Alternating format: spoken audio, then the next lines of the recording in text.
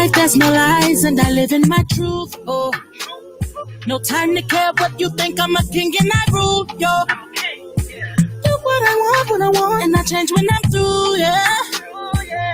Don't bring your judgments over my way. I ain't got the time for it. I could give a fuck like what you thought. Don't bring that over my way. Not my way. I wear a smile cause I need to. Don't feed in the stress. How many people wanna be you? They try to steal your shine cause that's what haters do. I'm good and I love myself. What can you say you do? Don't bring your judgments over my way. I ain't got the time for it. I could give a fuck about what you thought.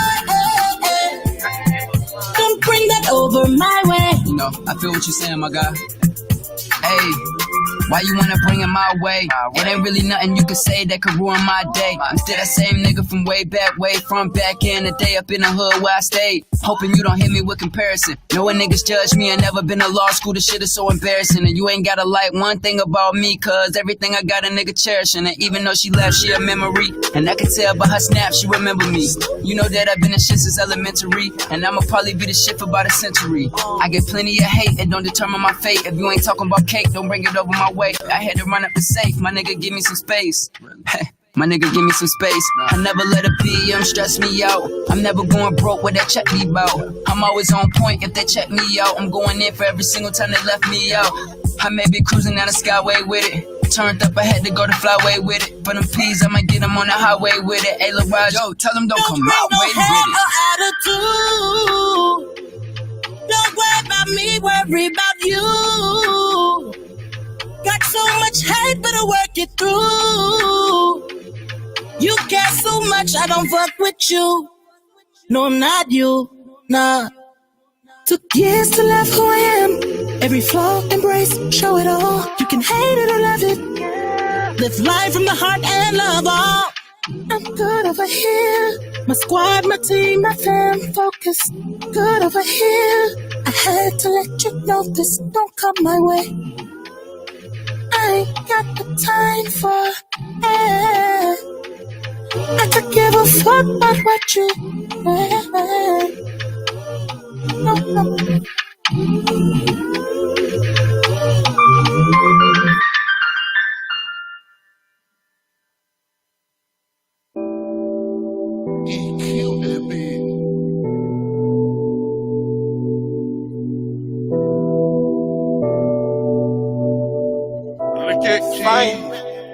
Her fire.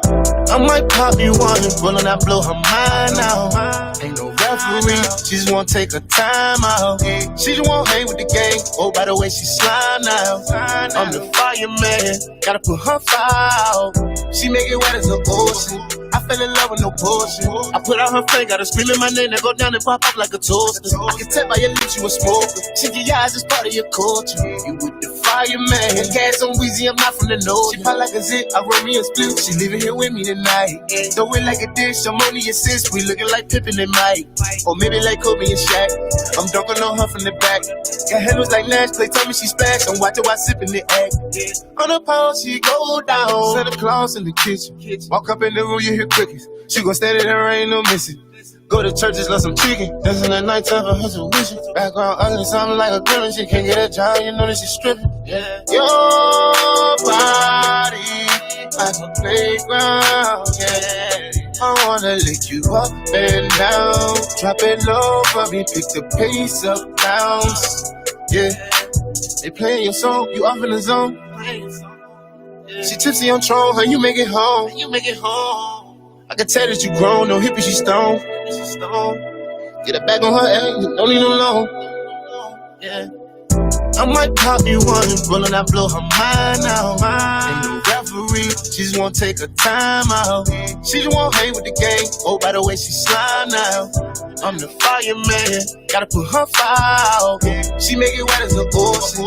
I fell in love with no bullshit. I put out her flame, got her screaming my name, that go down and pop up like a toaster. I can tell by your lips you a smoker. Shake your eyes, it's part of your culture. You with the fireman. Gas on Weezy, I'm not from the know ya.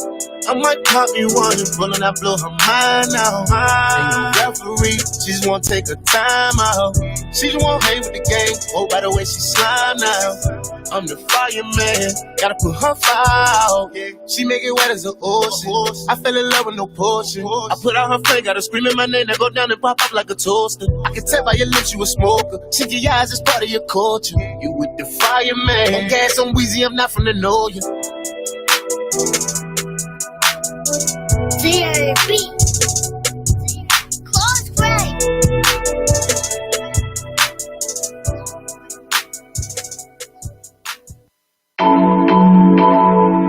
Man, I mean, it's like you just keep me so confused. It's like you're up, you're down. I never know what's going on with you. I mean, you know I'm here. I can't get enough, really. You leave me, you take me, you build me, you break me, you feel me, and then deflate me. Sometimes you love me, sometimes you hate me. You leave me, you take me, you build me, you break me, you feel me, and then deflate me. Sometimes you love me, sometimes you hate me. You love me, that's what you told me. You catch me, you throw me. 1 second you're hot all up on me, then you turn cold, act like you don't know me. You put your heart in my hands and then it melted. I know you felt it, girl, don't be selfish. When I ask how you feel, you don't know what to say. If it's real, why you pull me in and push me away? I just got a text that said you want to see me today. And right behind that was one that said you needed your space. You need to choose. Come on, baby, don't leave me confused. She told me making up her mind isn't easy to do. Believe me, I know. All I think about is being with you. That's all. Since we started, to be honest, I'm just seeing it through. You know I'm true. I'm not the type to keep no hoes on the side. I stand in line twice to go on this emotional ride. Cause you leave me, you take me, you build me, you break me, you feel me, and then deflate me. Sometimes you love me, sometimes you hate me. You leave me, you take me, you build me, you break me, you feel me, and then deflate me. Sometimes you love me, sometimes you hate me. Work, yeah. PYT, you been killing them since birth. Since you were my target, had to shoot it at you first. I'm something like the sun, the way I'm shining on your earth. And I don't pay attention when them other ladies flirt. So why you talking to me as if I don't know your worth? I tell the ladies I'm your man. Cause when you take me by the hand, I see my future. Big house, babies, and lots of land. I could sit here and tell you how I feel in 1,000 ways. I will accommodate if you would just cooperate. Your heart is broken, but my heart is open. Yeah, let's start the healing process. What I was hoping, and I'll be ready, babe, whenever you are. Just call, you know I'm never too far. So listen, if it's a question of my heart, I've been making plans. You turn me on when you do that little Jamaican dance. You leave me, you take me, you build me, you break me, you feel me, and then deflate me. Sometimes you love me, sometimes you hate me. You leave me, you take me, you build me, you break me, you feel me, and then deflate me. Sometimes you love me, sometimes you hate me. You leave me, you take me, you build me, you break me, you feel me, and then deflate me. Sometimes you love me, sometimes you hate me. You leave me, you take me, you build me, you break me, you feel me, and then deflate me. Sometimes you love me, sometimes you hate me. You leave me, you take me, you build me, you break me, you feel me, and then deflate me. Sometimes you love me, sometimes you hate me. You leave me, you take me, you build me, you break me, you feel me, and then deflate me. Sometimes you love me, sometimes you hate me.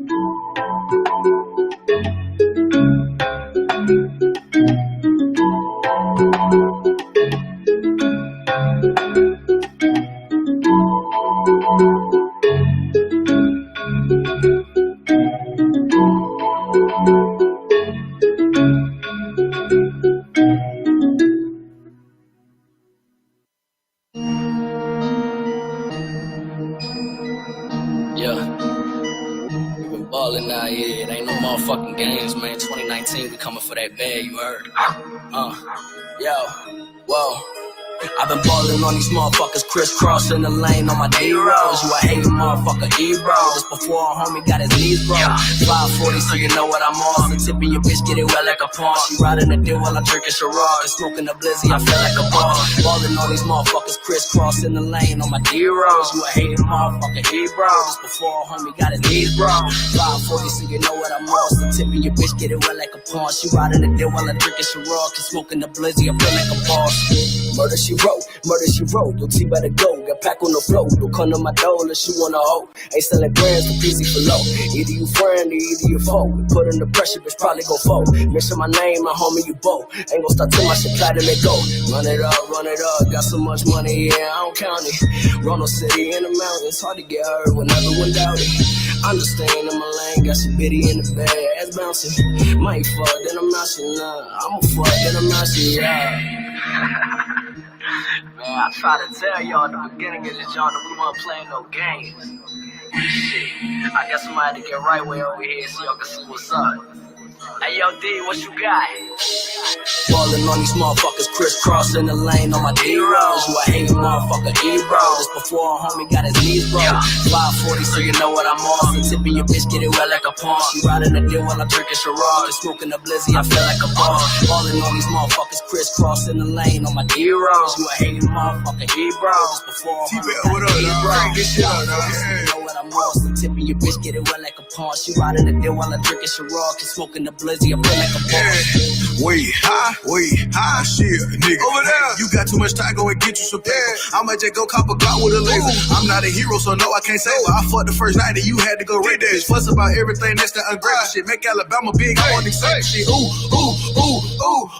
Put that shit straight to the limit. I ran it up, I was pimpin'. Yeah, dirty this shit that I'm sippin'. Yeah, I'm alerted his bitch. Why? She just with me, she ain't missing. No, I'm probably about to get money. Yeah, the way that my pulse said it hit you. Yeah, trigger finger on the trigger when I sleep. Anything with me a feed. Facts. Lil' mama better, you need. Bang. White bitch with me, petite. Ooh, she put that head on me, weed. Sleep. 3-5, get geek. Pull me a photo, go sleep. Jerry, pip up the right way. TP, you ain't even live in peace. Ballin' on these motherfuckers, crisscrossing the lane. Right heroes, you a hating motherfucker, E-bro. This before a homie got his knees broke.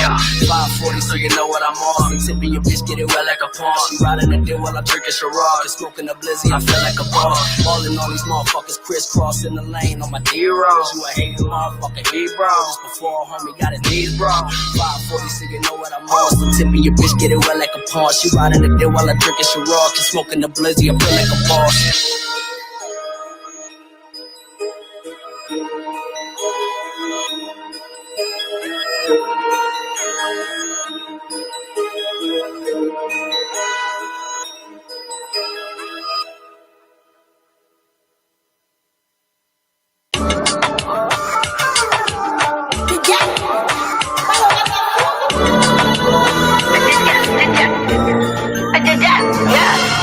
Póngase linda, se maquillan y de más cortas mejor que sea la faldita. Que cazando estamos yo y mis amiguitas. Son las 12 y estamos listas para la pista. Arranca pa' acá, que aquí que están los catadores. Rópame quick, Gabbana, París, Salvatore. Días suces son jugadores. Su sesión la mata llena de botellas de roce. El ambiente huele caro, mujeres rebotan culo. Estos tipos tienen mucho billete, mucho biludo. Ellos lo que quieren es gastar. Ellos lo que quieren es gastar. El ambiente huele caro, mujeres rebotan culo. Estos tipos tienen mucho billete, mucho bilulo.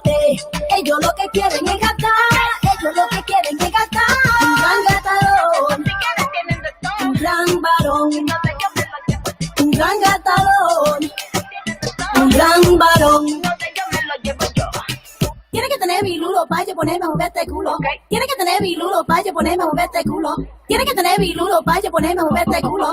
Tiene que tener bilulo pa' yo ponerme a mover este culo. El ambiente huele caro, mujeres rebotan culo. Estos tipos tienen mucho billete, mucho bilulo. Ellos lo que quieren es gastar. Ellos lo que quieren es gastar. El ambiente huele caro, mujeres rebotan culo. Estos tipos tienen mucho billete, mucho bilulo. Ellos lo que quieren es gastar. Ellos lo que quieren es gastar. Ya llegamos, nos soltamos. Los gastadores quieren que lo detengamos. Estamos más buenas que toditas nos las damos. Tan inestados cuando el culo está vibrando. Arranca pa' acá, que aquí que están los gastadores. Rópame quick, Gabbana, París, Salvatore. Días llenas de botellas de roce. El ambiente huele caro, mujeres rebotan culo. Estos tipos tienen mucho billete, mucho bilulo. Ellos lo que quieren es gastar, ellos lo que quieren es gastar. El ambiente huele caro, mujeres rebotan culo. Estos tipos tienen mucho billete, mucho bilulo. Ellos lo que quieren es gastar, ellos lo que quieren es gastar.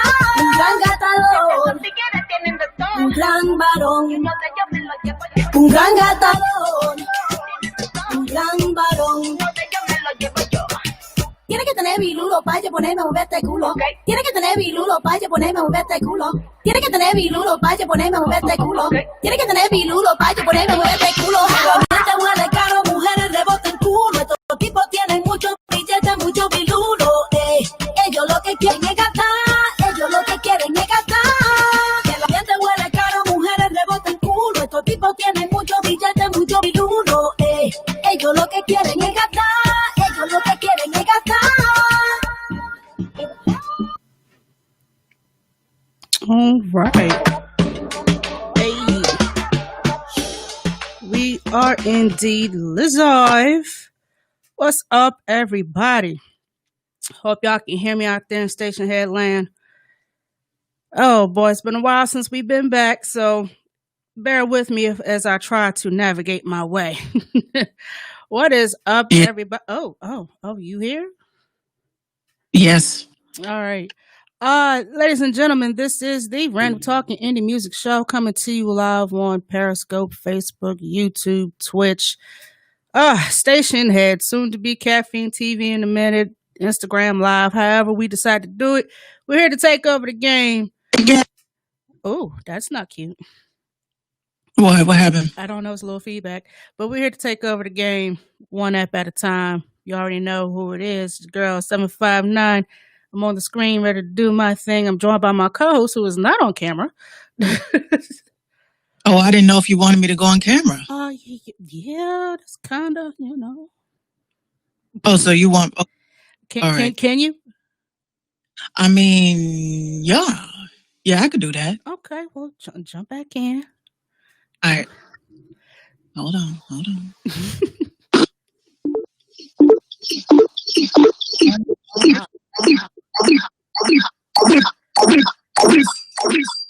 is all this? Hold on. What in the fuck was that?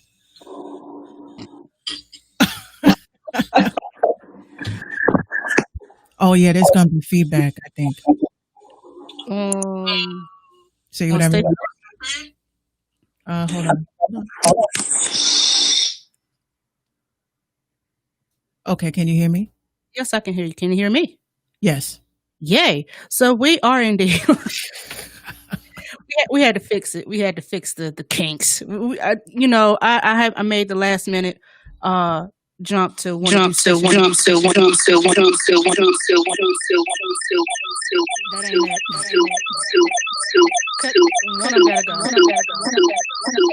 Hold on. I'm getting off station here. Sorry, station here. I lost that. Yeah, that was not gonna go. Oh, you know why? Why? That was me. Oh, that was me. I say what?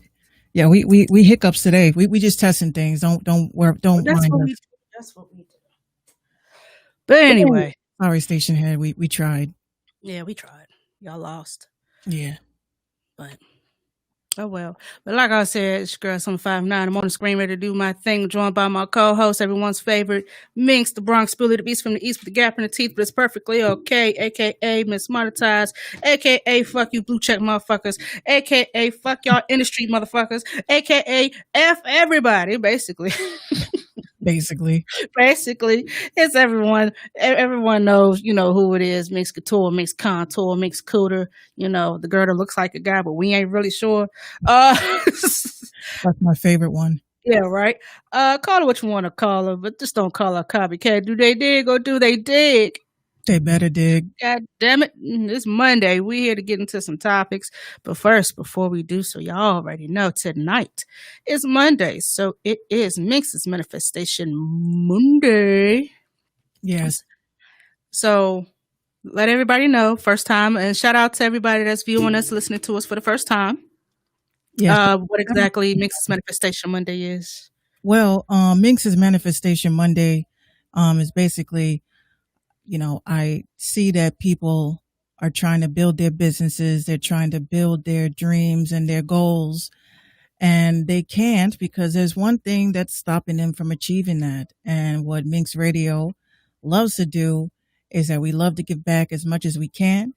And I'm excited because, well, I'm sad at first because I put out a manifestation. I said I wanted to give away a dope prize, which is, should I tell them or should we wait?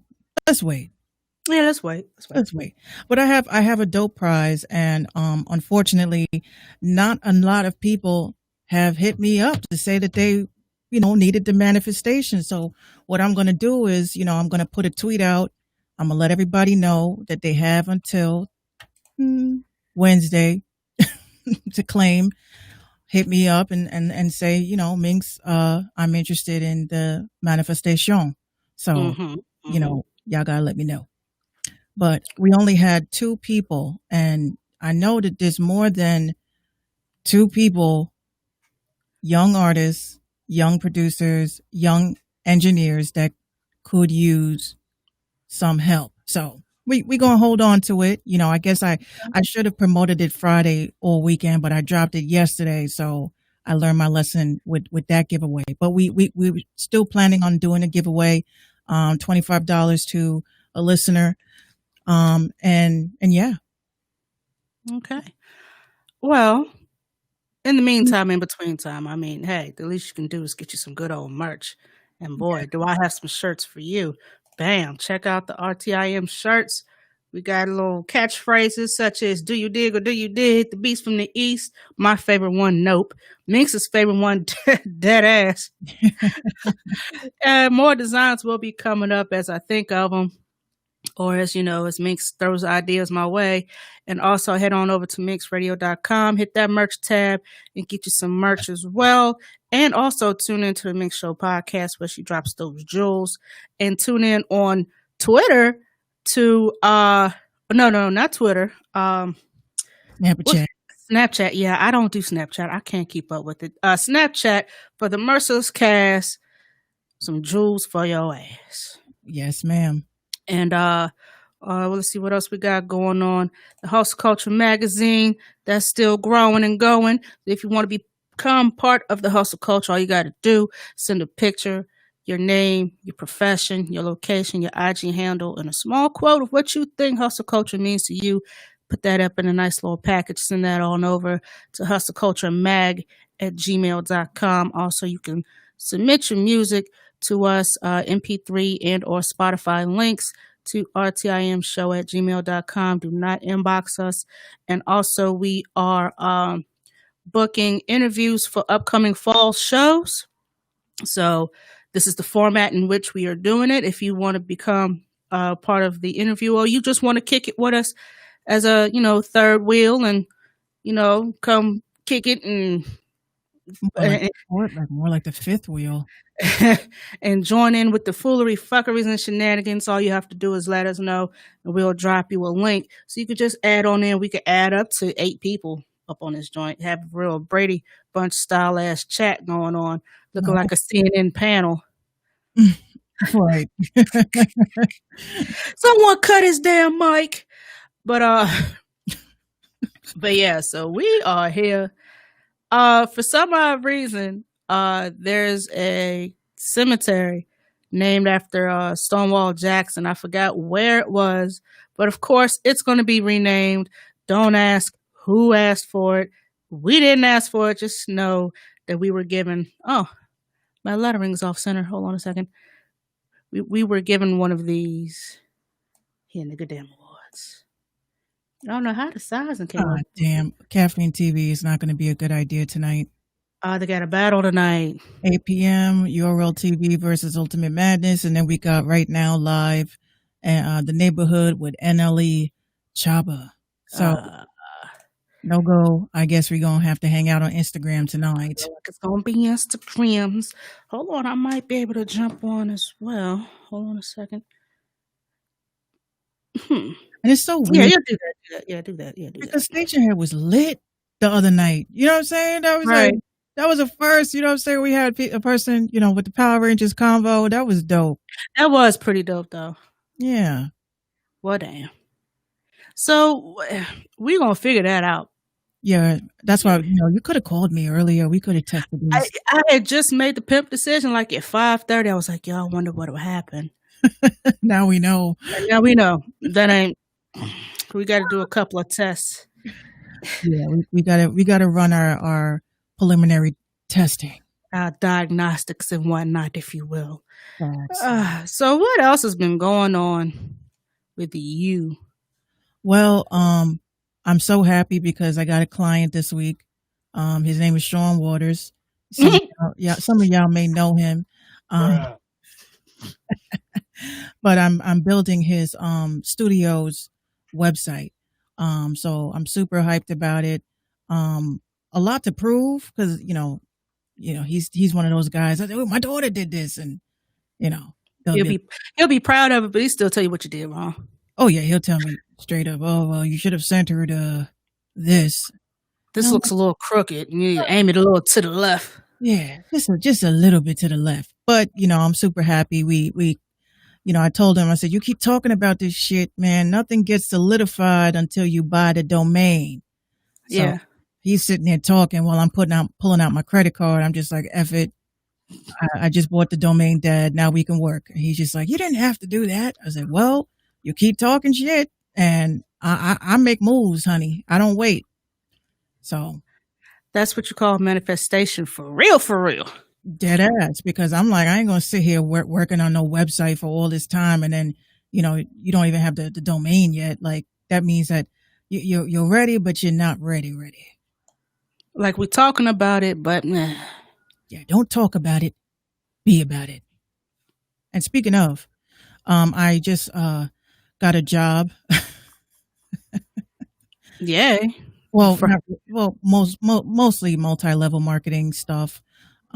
This is a journey that I had before. I was a prepaid legal associate back in 2006. I was selling legal protection and shields for families, small businesses, and more. So because I've been noticing a surge of scams, a surge of artists that sign contracts and they don't know what the fuck they signing, I decided to invest in myself and become a associate again. So if there's anybody that is interested in learning more about how to protect yourself and your family from legal situations, and the thing that I want to point out that's so important is that we have health insurance, we have car insurance, we don't have legal insurance. And that's basically where I come in. I sell the legal insurance. So it's important. You know, a lot of us are getting into businesses, getting into business deals, and where we have contracts to overlook, and you cannot get into these realms unless you have a legal team. So if you're interested, get at me.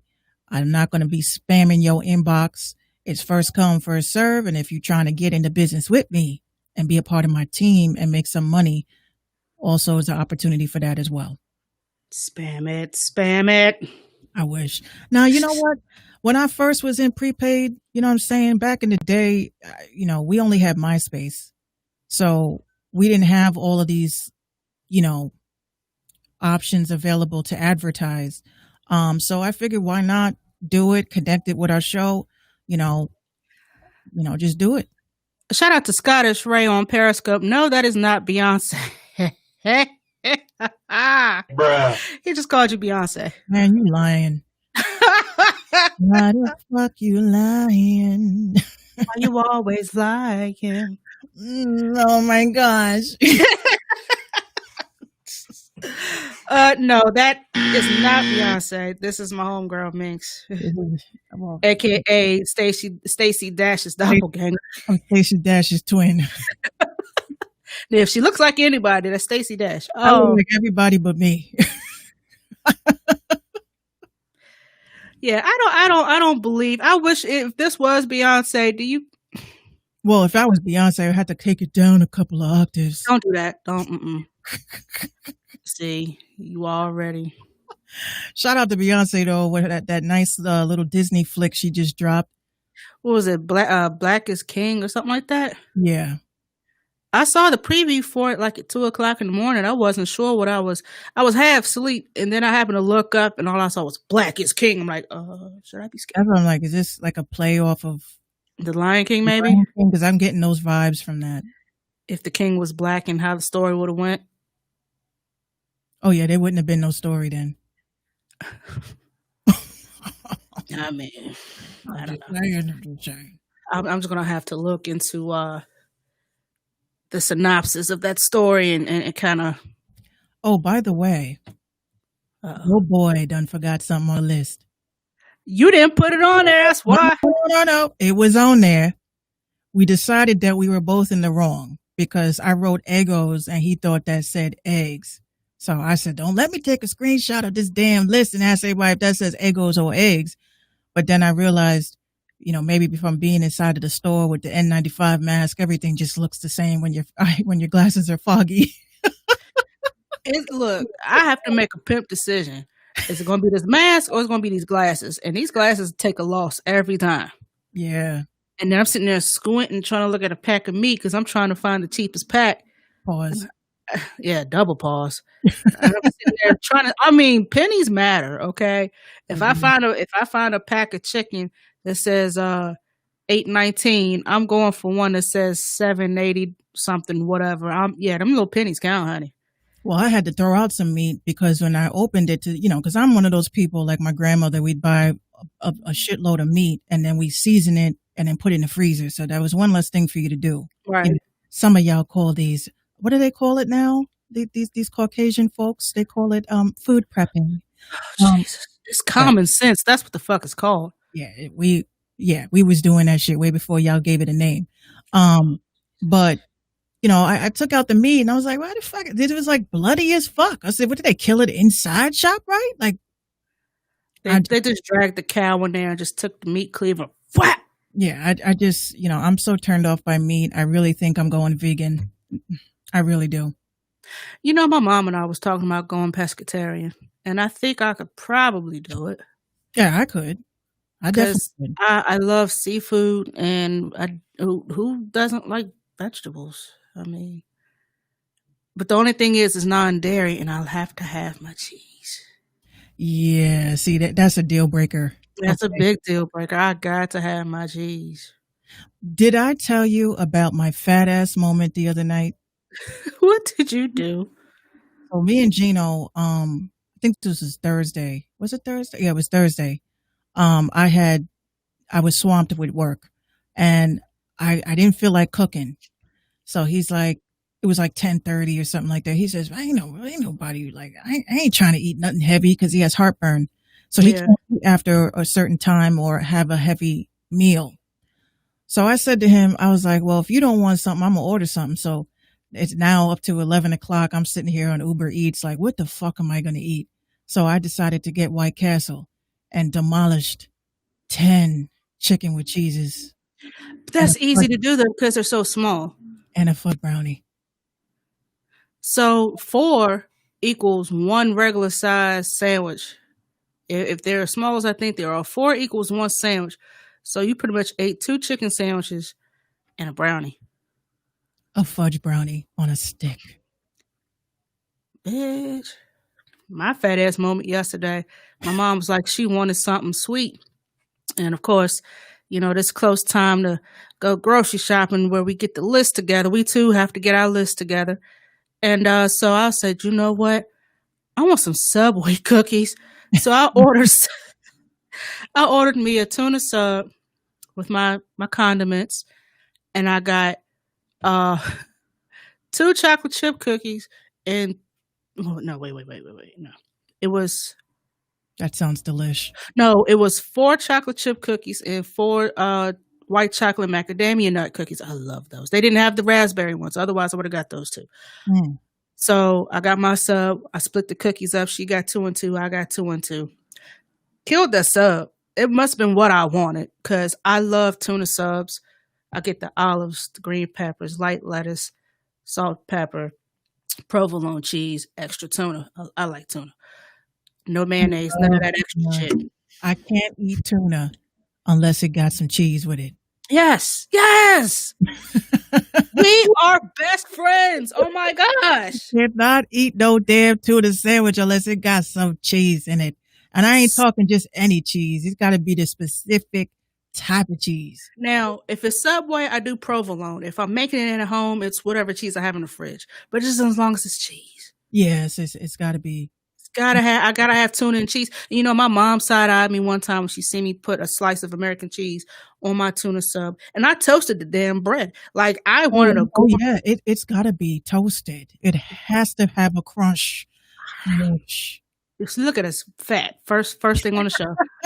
and here's the kicker: I toast both sides of my bread because I don't like one side of my bread toasted. I toast both sides of my bread.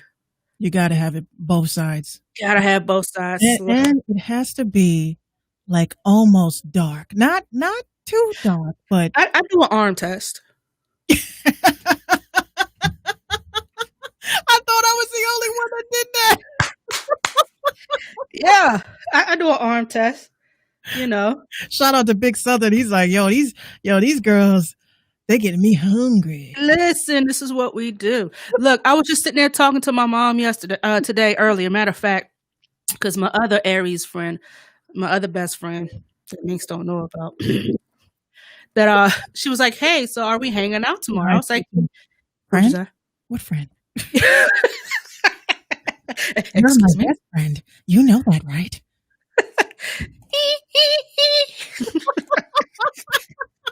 So she's like, "Hey, are we hanging out tomorrow?" I said, "Yeah, we can go to one of our spots, grab some lunch, come back here, and chow down." So I'm sitting there and telling my mom, I'm like, "Look, me and such and such, we're going to hang out. We're going to get some lunch, pick it up, bring it back here. And I'm telling you now because I know you're going to want me to bring you something back." And so I pretty much told her, it's pretty much like Chinese food, but I think theirs is, I want to say Japanese or something. But I said something about their orange chicken. And damn it, 20 minutes later, I'm scrolling on Facebook. I got an ad from Panda House with a big ass bowl of orange chicken. Yo, these phones stay listening. Man, listen. I kind of be worried. Like, I'm not going to front. I think one of the things that really frightens me a lot, since a lot of things have changed on the ancestral planes, is that, like, for instance, I'll be chilling and you'll pop up into my head like, okay, 759, okay, we got to work on this website this weekend. And then as soon as I get finished with the thought, I see the notification.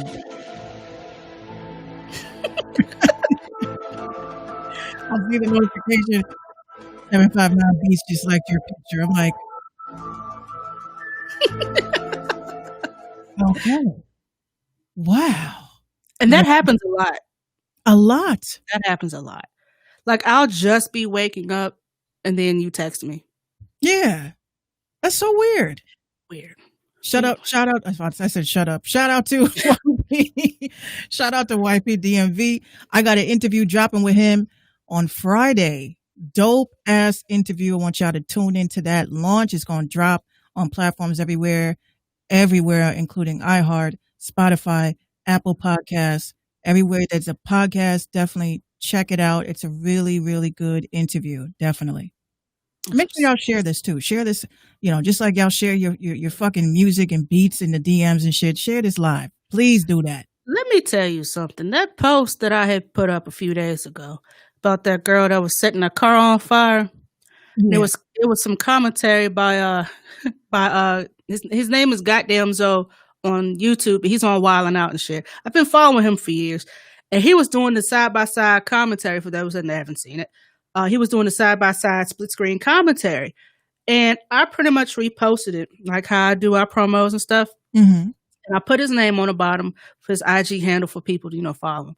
I got almost 8,000 views on that video and over 200 some odd shares.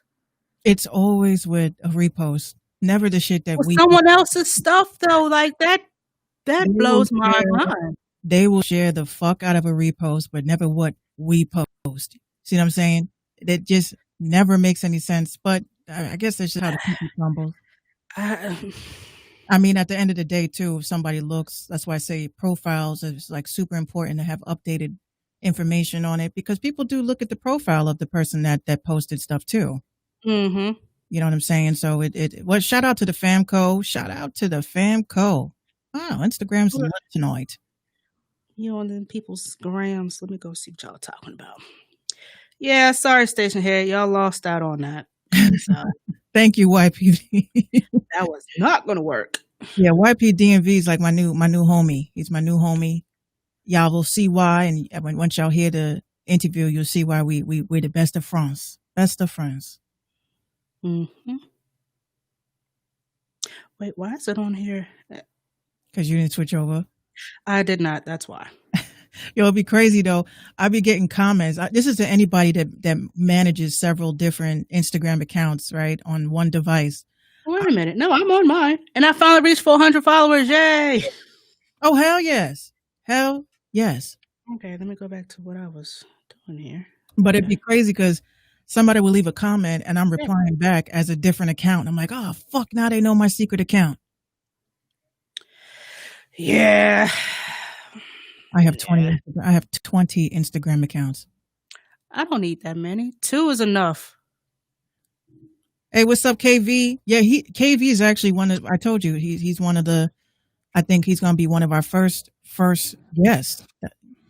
He's been here with us for a minute.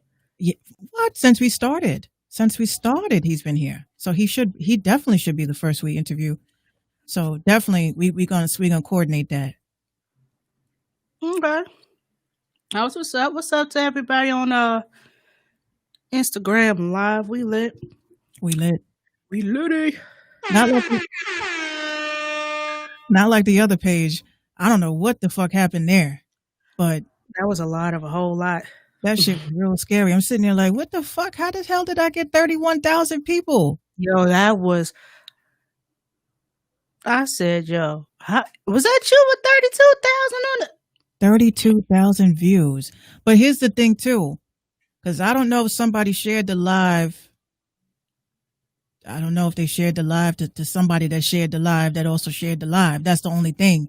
Right. But I was kind of scared. I'm not going to front because I was like, I don't need that kind of.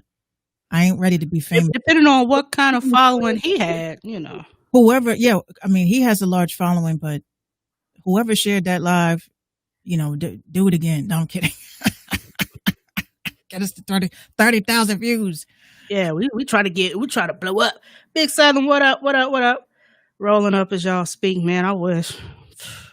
I'm stressed out. Stay lit.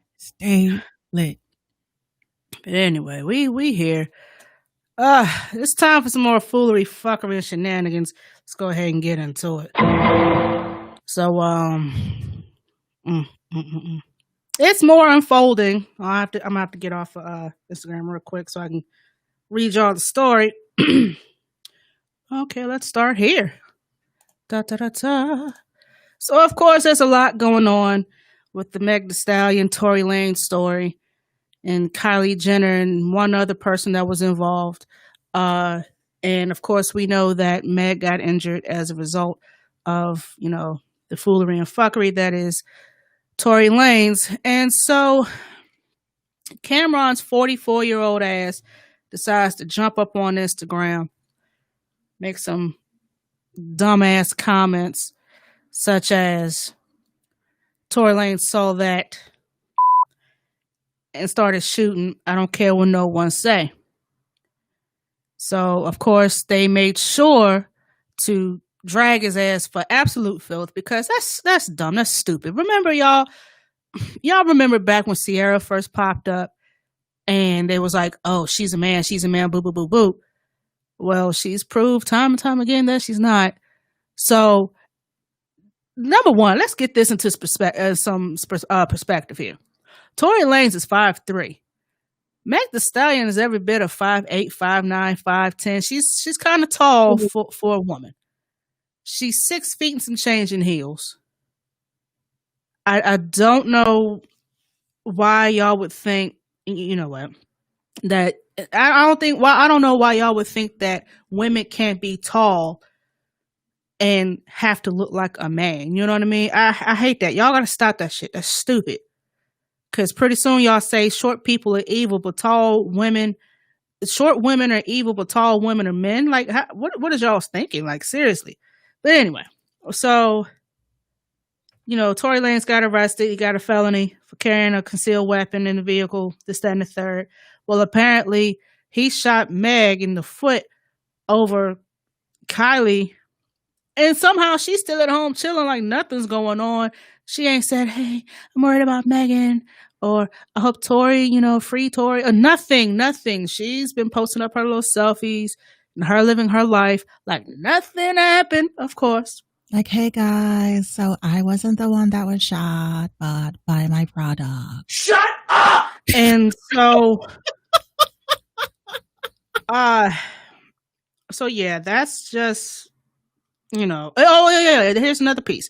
There was a friend of Megan's. Her name is Kelsey Nicole, who was the other woman found in the car. She came forward on her own social media and said, I want to clear up the rumors that I shot Megan. I wasn't the one with the gun. It would never do something like that. However, I was present. So it was a tweet and delete from a producer by a Meg Thee Stallion's producer that says, Tory Lanez, count your days. And then he deleted it, of course. And then Chrissy Teigen decided she wanted to jump. Now, Chrissy, you of all people have no business making no type of jokes with the shit they've been saying about you, sis, on Twitter and Instagram, probably. So someone tweeted, I have a Charles Manson joke and it kills. And she says, I have a Meg Thee Stallion joke, but it needs to be twerked on. Then she comes back and cleans it up and says, oh my gosh, I love her. First of all, don't do that. Let's not do this. Don't make me, just unfollow me. Like, bro, that's exactly what's going to happen. And that's why you fucking, Chrissy Teigen, that's exactly why your page is private. Right. You noticed that too, right? Your page is private, honey. Well, first of all, with this whole situation, I was a little bit perturbed. Oh, but wait. I didn't even get to the good shit. Hold on. Yeah, go ahead, because I got a response for this shit. All right, so Drea was on the Van Lathan podcast, and I know y'all probably can't see that because it's a lot that she said. So she said on the podcast, quote, well, let me paraphrase because I'm going to fuck it up. So she says, I want somebody to like me so much that if I try to get out the car, he'll shoot me in the foot too. Excuse me. So before they went on and jumped and continued, Van Lathan was like, hold on, whoa. What you say? She said, they probably had that Bobby and Whitney Snapped-esque type thing going, and I'm here for it. I mean, I would want somebody to shoot me. Drea, guess what, bitch? You just lost that Fenty deal. And Fenty, really? You sitting here joking about domestic violence and you are employed by someone who was a victim of domestic violence? You lost your Fenty bag? Tell him, girl. Bitch, like a Fenty bag? You fucked the bag up. So she comes back and makes this long ass apology. I just wanted to take a minute to address victims of domestic violence and abuse of any kind of overall humans. I was wrong to insinuate there was wrong. You know what? Nobody gives a shit. You said what you said. You was here for it. And now Fenty says, nope, you ain't here. Matter of fact, you are fired. A lot of comments came in through this. A lot of comments came in. UG Enterprises says, pretty outside, ugly inside. Famco says, UG, you're right. I live in PNW now. Drea got issues. We got Chrissy from Pacific Northwest up here. Hardly no blacks. Praying for Meg, all the young women that needs black male support. I have a daughter and nieces, her age group.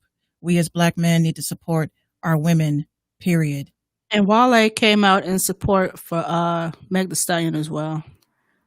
Well, I would just say one thing. Okay. These mofos is watching me. Okay. They watching.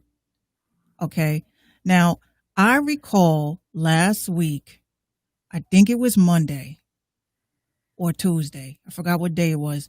I literally said the same shit that Cameron said. And then somebody made, and this is what makes me laugh, somebody made a meme about something that I said, and then Cameron posted it, and then y'all dragging his ass.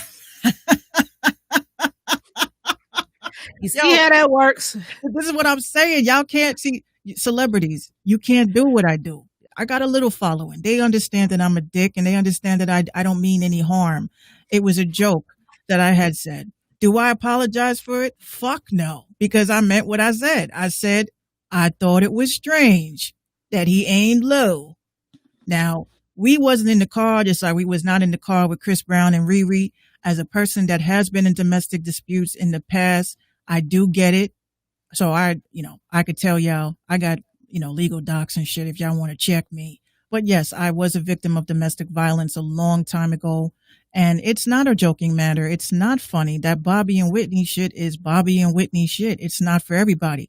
Do I think it's a poor taste joke? Yeah, it's a poor taste joke. It's been said, just like Famco said, that rumor that was out that Ciara was a male.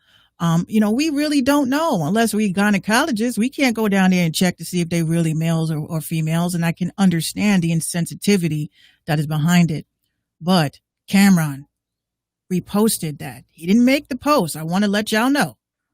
Cameron reposted it. So people in the comments was like, how are you going to get mad at something that he reposts? Like sometimes people, they see a post and they repost it because they can't believe it. Like, oh my God. So wait, this post right here is yours? No, that ain't my post. Oh. Okay. What I'm saying is that I said it. I said it on the show. I said, what happened if perhaps he found out that Meg was a man? That's what I said. And then somehow or another, somebody made a post about my commentary. And then Cameron posted it.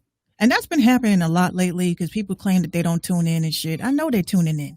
Do I think Meg is a man? No, I don't think she's a man. It was a joke. Poor taste, but it was a joke. But Cameron, you too old for that bullshit, bro. You can't do that. And even if he's saying, I reposted it. It was funny. I reposted it.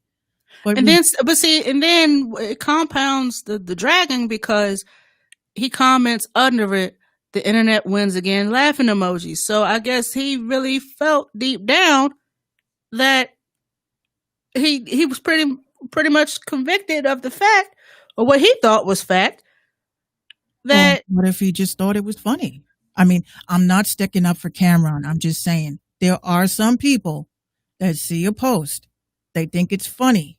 Yeah. They repost it. Some don't even write a caption. It just be like, forehead slap or whatever. Do I think he was like malicious about it? I don't think he was malicious about it. Famco, stop. Because you know what? Famco, bruh. I'm on the wrong show for that. Come to the Woke show and we'll talk all about that. But that is a rumor too, that Michelle Obama is not. I've never heard that one. What? Oh my God. I got to take you down the rabbit hole with you. Leave me above ground. No. That's the song that plays in my head when I have my chronic thoughts. And I'm like, it's rabbit hole time. Scary. I'm scared. Nope. I'm good. But there was a rumor that Justin Bieber was a woman at one point. But you know what I'm saying? Like there is so much out there of conspiracy theories. And I have to say this because I have to say it. But these are conspiracy theories. And, who said Justin Bieber was a woman? There's a lot of discussion about that in the rabbit hole. Nope. I'm staying above ground. Thank you. I don't need to go take a left, take a right. Just. Nope. Yeah, we can't afford to get shut down. We're being good today, Instagram. We're being good. But the Woke Show will be commencing to have these discussions. It'll probably be on my private network though, because social media will not allow me to talk about this shit. UG Enterprises says when black men have daughters. Hold on, I gotta look at this on my phone because I can't look at this. I got it. When black men have daughters, a lot of women in our family, we protect them like our lives depend on it. I'm old school, touch mine, and it's cost that you don't want to pay. Facts. Damn right. Touch my little one, you're gonna get the little one in their face. Yeah, no, you don't. And does Cameron have any children? I know he has a son that don't look like Well, him. most men that don't have daughters act this way. They think everything is a joking manner, you know. On that subject, for real, on this subject, I remember seeing a post yesterday on Facebook, and I'm glad you're here on Instagram, and there's men in the comment section, and I want to be really serious about this because whoever posted it was trying to post it as if the shit was funny, but I don't think it is. So, people in the audience, if you're paying attention, if your son, not your daughter, if your son was if he killed somebody, if he robbed somebody, if he raped somebody, would you turn him in? Ew. Now that sounds like a duh yeah question, type answer, but there are some people who say, hell no, I'm not turning him in. Okay, but do you not know that you are just as guilty? You're harboring a freaking fugitive and you can receive jail time for harboring a fugitive because he's your child? Mothers do that all the time. They don't know about it. If Gina was to come to you and say, hey mom, I robbed a bank, you turning her in? Well, it depends on what kind of bank. No. See, how much we talking here? Honestly, if Gina did rob a bank, I would make sure that we hired the best legal counsel to get her the least time served. But I would definitely turn her in because she decided to make an adult decision so she can handle the adult consequences. It would break my heart to do it. She may hate me. She may say that you snitching on your own child. Yeah, I saw a lot of those comments as well. But the thing is that right is right and wrong is wrong, and we cannot enable our children to think that they cannot be held responsible for their poor decisions. Famco says, yep, turning him in. I make sure he knew that killing is wrong unless it's a dire situation. If someone killed him, I'd expect their parents to turn their boy in as well. Yo, Famco is always lit. Yeah. I mean, that's just common sense, though. You know what I'm saying? No, I'm not turning him in. That's my baby. But then the other thing, too, is it depends on what the murder was based on. Okay, the dude was fighting you and you hit his head so hard that you cracked his shit wide open. And then now the dude is not moving and you come home crying about it. Now that's a little bit difficult. Yeah, situations are different, self-defense, things like that, then yeah, maybe. But if you're... Murder, yes. Rape, definitely yes. Rape, definitely yes. You'd be disowned as soon. You know right from wrong. There's no reason why I'm sitting there hiding you in my basement or in my attic. For what? But this is the thing, and this is like one of the biggest taboo subjects that everyone is afraid to acknowledge. Sons and daughters, they do get different treatment. There is a double standard, yeah. There's a huge double standard with male children and female children. Now, if your son, like my grandmother's favorite saying is that mothers love their sons. They love their sons, but they raise their daughters. Hear that again. Mothers love their sons, but they raise their daughters. And that has always bothered me as a female, having a little brother, having brothers in general. I would notice that there was a lot of different treatment. You know what I'm saying? Like you do some shit, you stay out late, you're supposed to be home at 10 o'clock, you come in at 12:30 and your mom is mad for maybe like a half hour. Oh my God. At first it's, you said you was going to be home. And then it's, I was worried about you. The police and this. Let it be a girl. Let it be you fucking whore. You're a whore. You were out here fucking around. You were hoeing around, smelling you and all this shit. Like, damn. That ain't right. It's both ways. Oh my God. I was worried about the cops. Cute.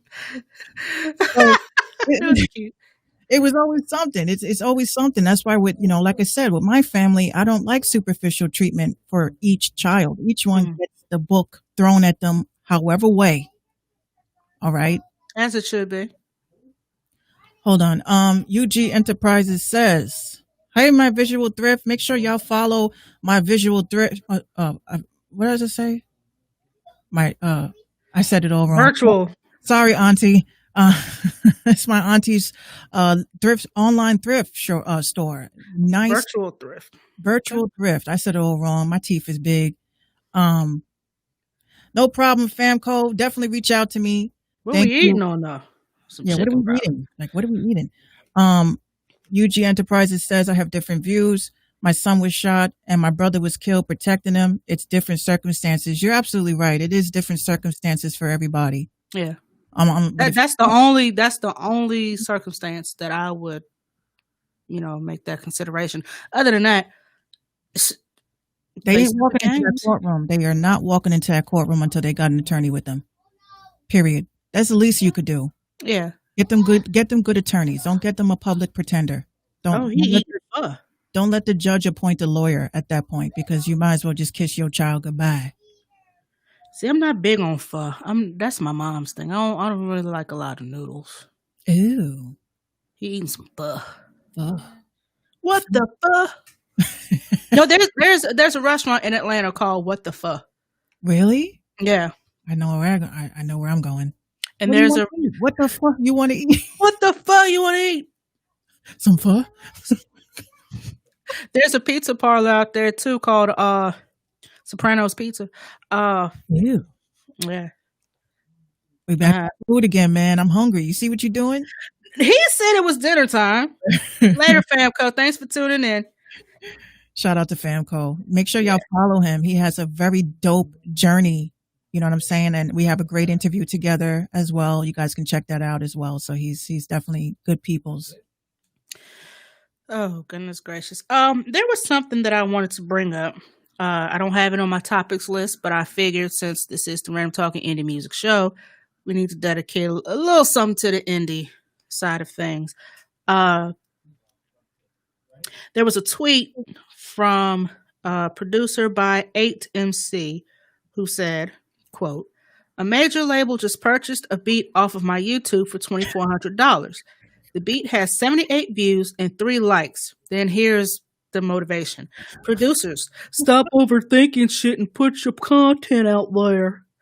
So then I said, then that major label will take all their own producer and remake your shit, and then they're going to triple the profits, and now you're going to kick yourself in the ass because you wish you hadn't sold your beat for a mere $2,400 and you could have made your money off the back end. Now your shit just got yanked. Now he never mentioned where the paperwork was involved as far as copyrights, this and third. He puts the shit on YouTube. And we've seen it happen a lot. Me and you, Minx, we've seen it happen a lot where artists, get their shit snatched. Whether it's lyrics, whether it's a video, video treatment, the whole concept of it, beats down to the melody. I had a friend of mine had his melody snatched because he put it up on YouTube to showcase, to show off, even with tags. They took the beat, took the sample, found the sample, slowed it down, and just added different drums. It was the same shit.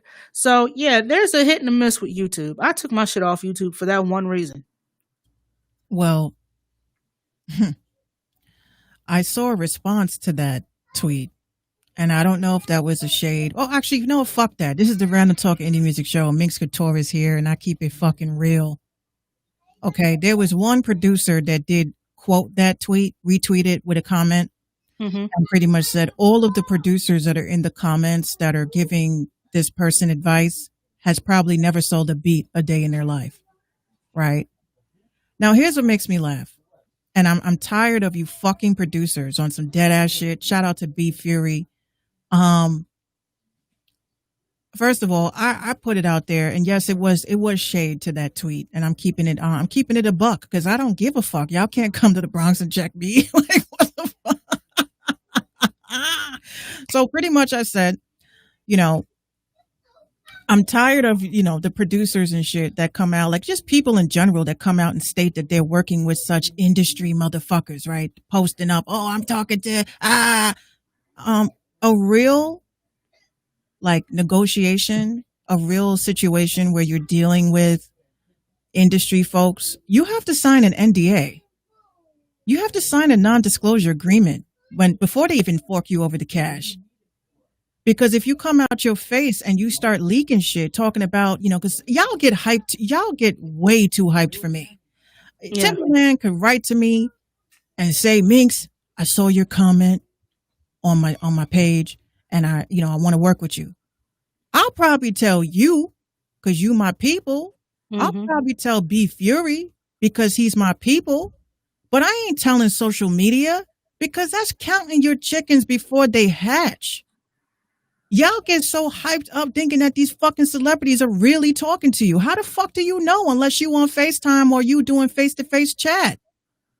I don't ever disclose that. Like, I just think that is the most corniest, lamest shit. So shout out to Postcard, who used to be Matt PFV.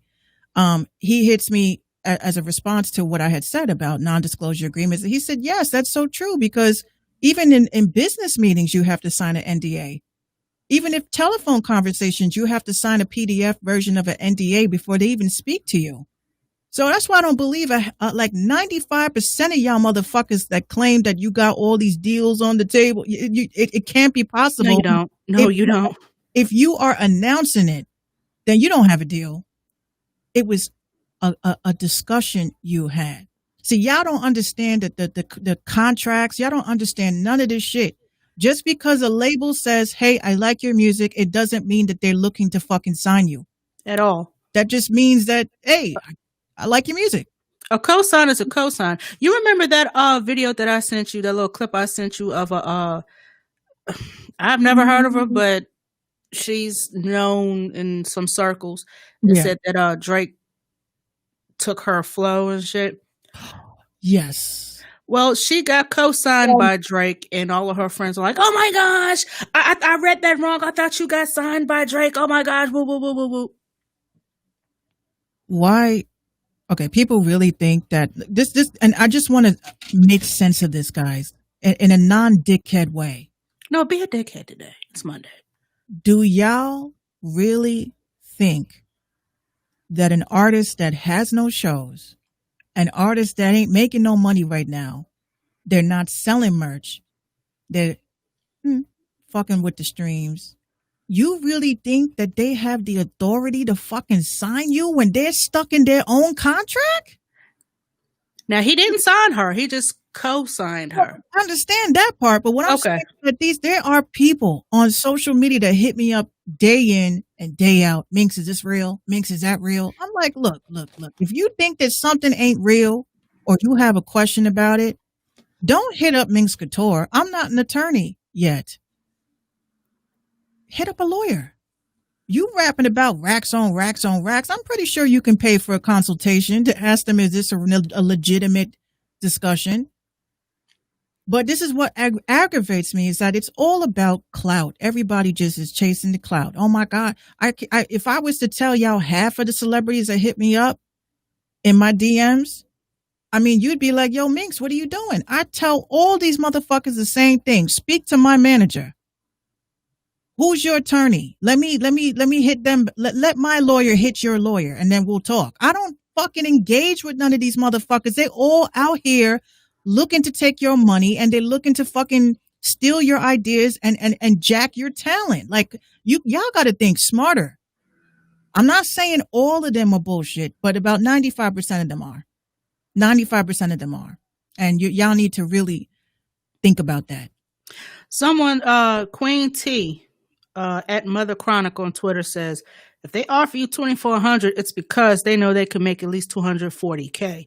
Just saying. Phrases in your contract like, quote, unlimited use and perpetuity are what gets you finessed. Read your contracts. That's why I think it's bullshit. So then someone replied, nah, bro, you just don't want to take. No, bro, you just don't want to take whatever they give you, because the dude above, depending on how the contract is written, they could steal potentially thousands of millions. Yeah.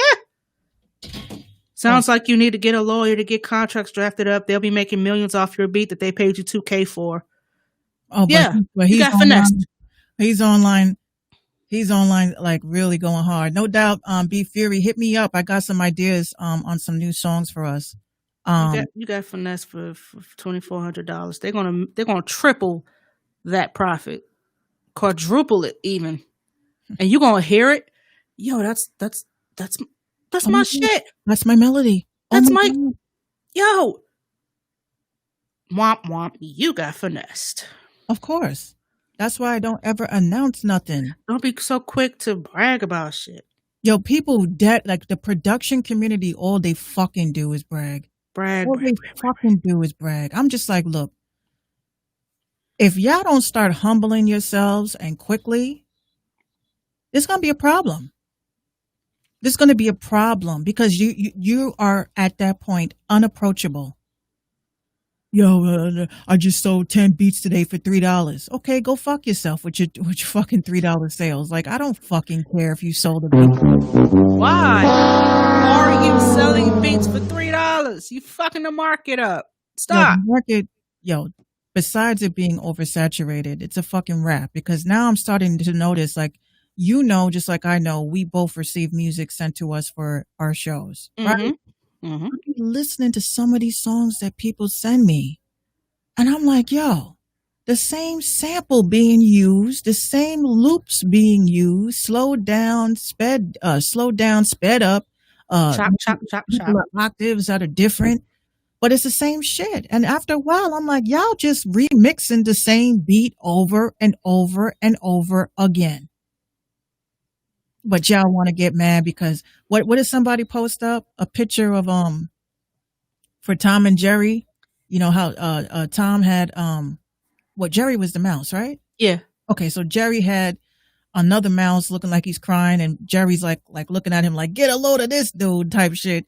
And somebody said, oh, this producer uses loops. I was like, you know what? This loop discussion didn't start until I said something about it. You know this, right? You know this, right? I noticed.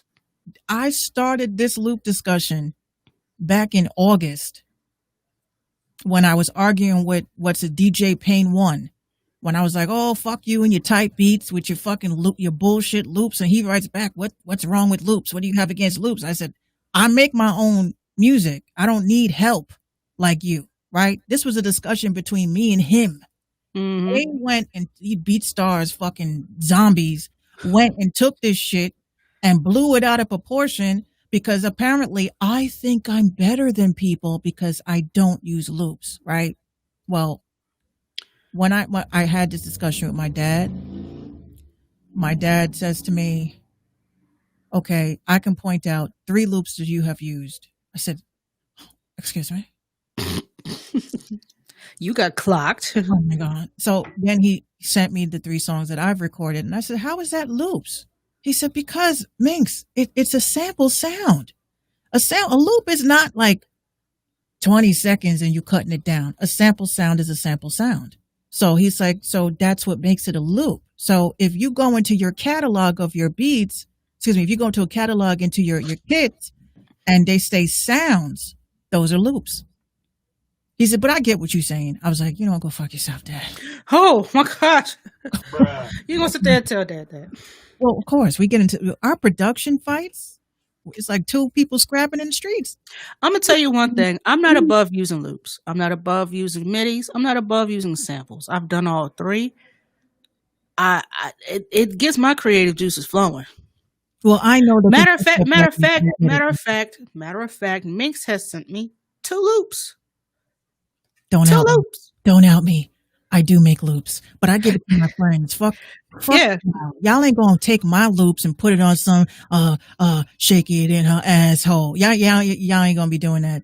Matter of fact, they're both on my Instagram. If y'all want to go check them out. No. There's only one on Instagram. The first loop she sent me turns out it's our theme song. It is, yes. That was, and I only use that in the hook. But here's the thing.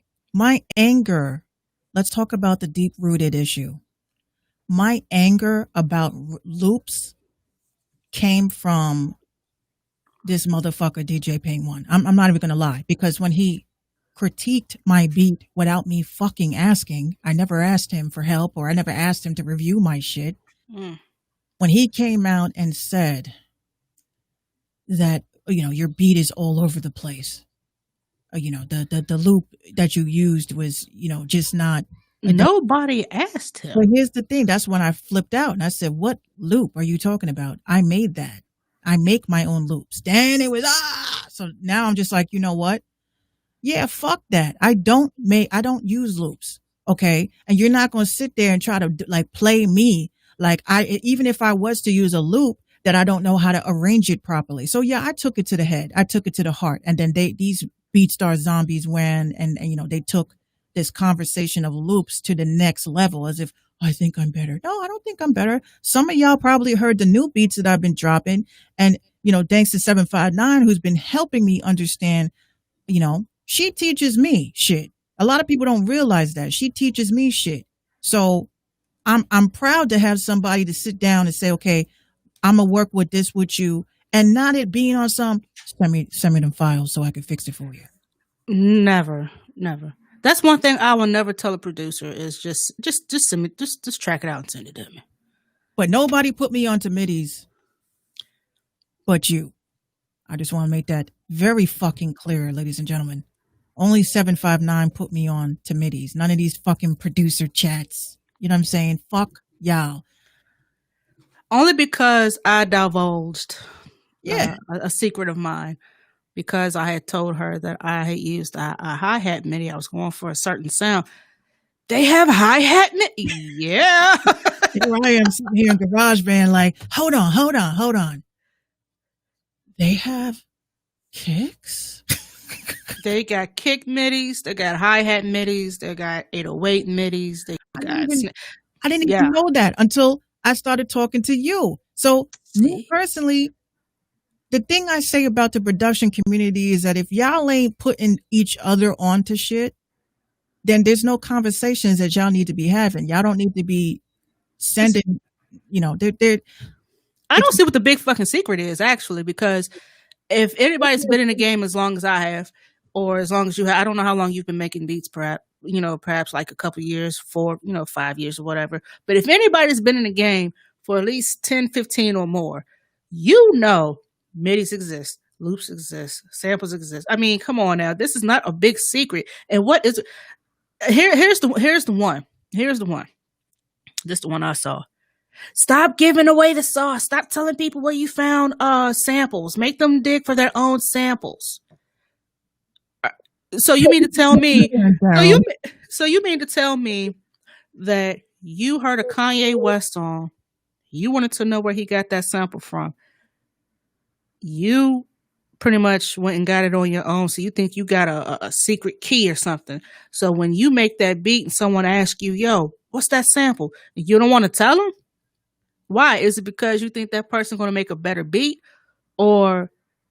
Of course that's the reason. I mean, that's the only reason why I can say it, because if Minx was to sample some hardcore Stevie Wonder shit, and I like the way that, Minx, put me on. Where'd you get that? Put you on.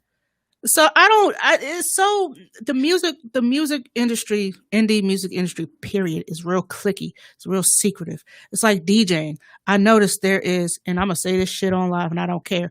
I noticed that there is like a fraternal boyhood of DJdom. I just made that up. Damn it, I just made that up. DJdom. That's a new shirt. But I just noticed that there's like an exclusive boys club. Like, what's the big fucking secret? So if someone was to come, no girls allowed, boom, shut the door in your face. Not that I've ever asked anyone, begged anyone to fuck all that.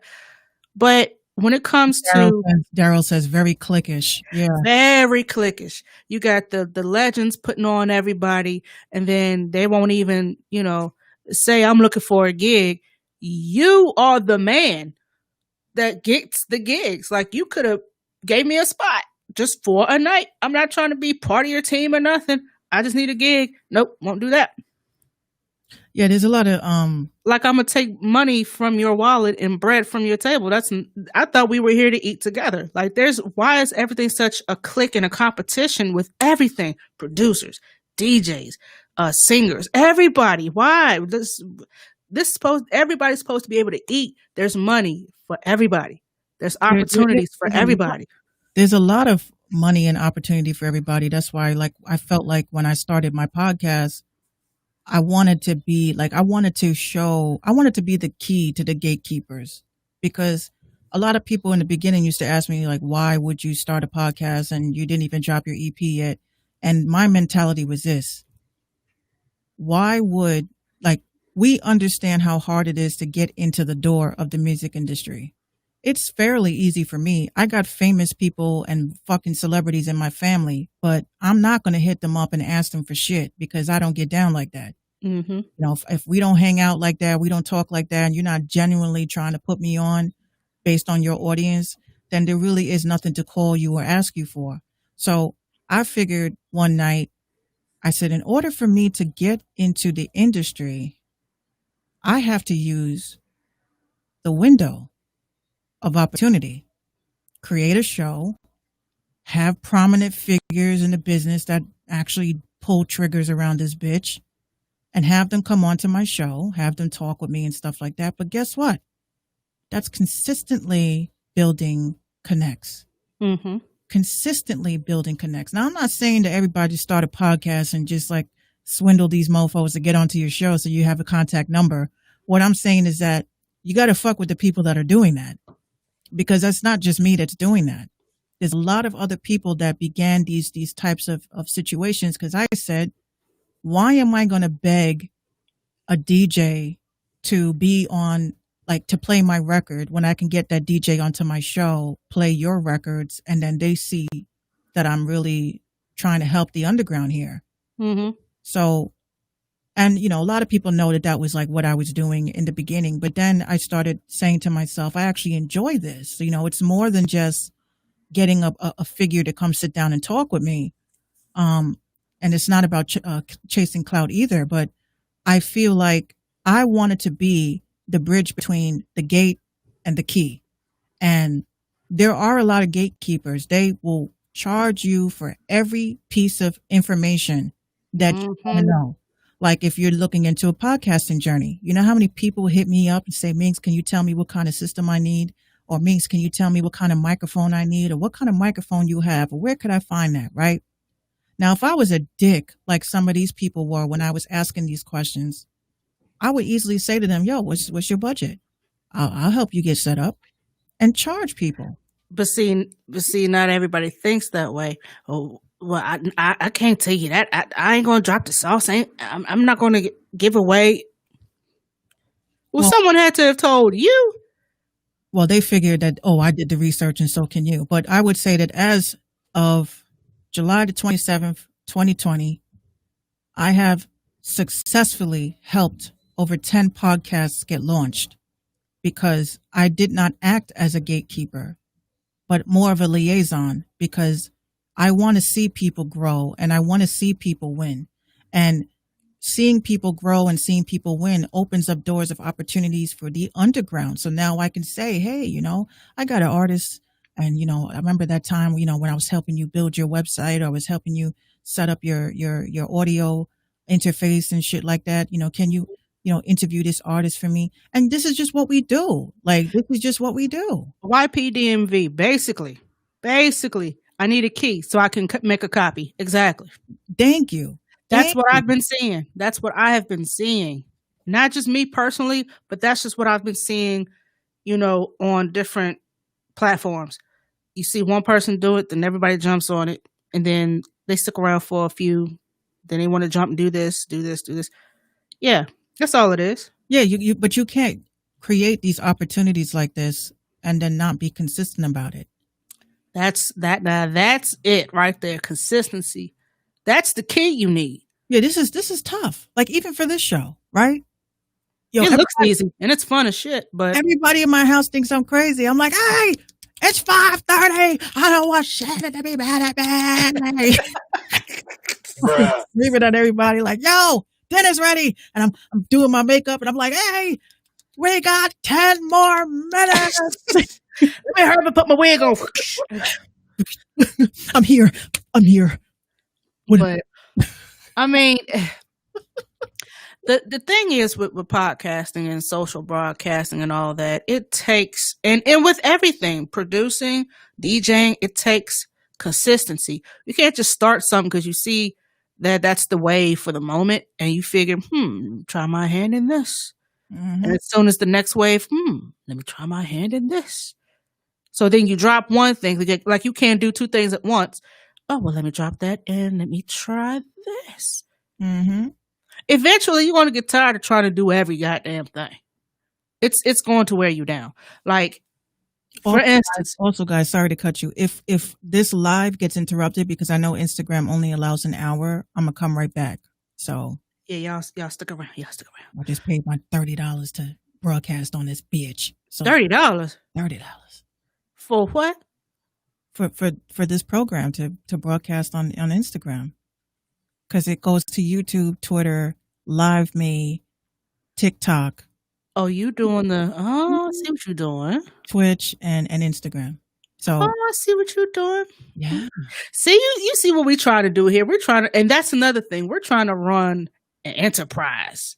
Yes. We're trying to cross market and cross stream and all types of shit. See, this is the bullshit that people don't understand. It costs money for consistency. Yeah. How do you broadcast on Instagram? I saw your show the other day, and I'm like, and I meant this very nicely. I said, until I get my affiliate link, I can't really give you the information. Oh my God, you're such a hypocrite. You said, but you don't understand. See, why am I going to give business to a company that's going to make money off of a recommendation that I did, and I don't have an affiliate link for that? I don't think that that's fucked up. I think that that's fair. Business. That's business. Yeah, they give me an affiliate link. I got you. If we cool peoples, I'm going to tell you. But if I don't know you, you don't say what up to me. You've been following me and actually ghost following me. And then you want to ask me the levels. I can't do that. Once I get an affiliate link, I don't care about giving it up. But without an affiliate link, I ain't giving no motherfuckers no opportunity to make no money off of my recommendations until I get a cut. I'm sorry. And you won't probably want to even get a shout out after they've pretty much put everything together. But you see how I got all these companies, right? All the companies, when they see that I mention them, I'm not going to say I'm an influencer and I don't ever want to be. But when they see that I mention them and they see that people have signed up since I mentioned them, they reach out to me and say, hey, I have an affiliate link for you if you'd like to put it on your website. And I'm like, oh, cool. You will take it? I'll take it. I'll promote the affiliate link, and you pay for something, I get a little cut. Everybody's happy. But like the mob, man, give me 5%. Yeah. But this is what I said. Affiliate marketing is important. And a lot of people be sitting there doing these YouTube tutorials and shit. And I'm like, I'm about to say, what in the hell? I thought nobody asked for any of this. I thought that was an explosion.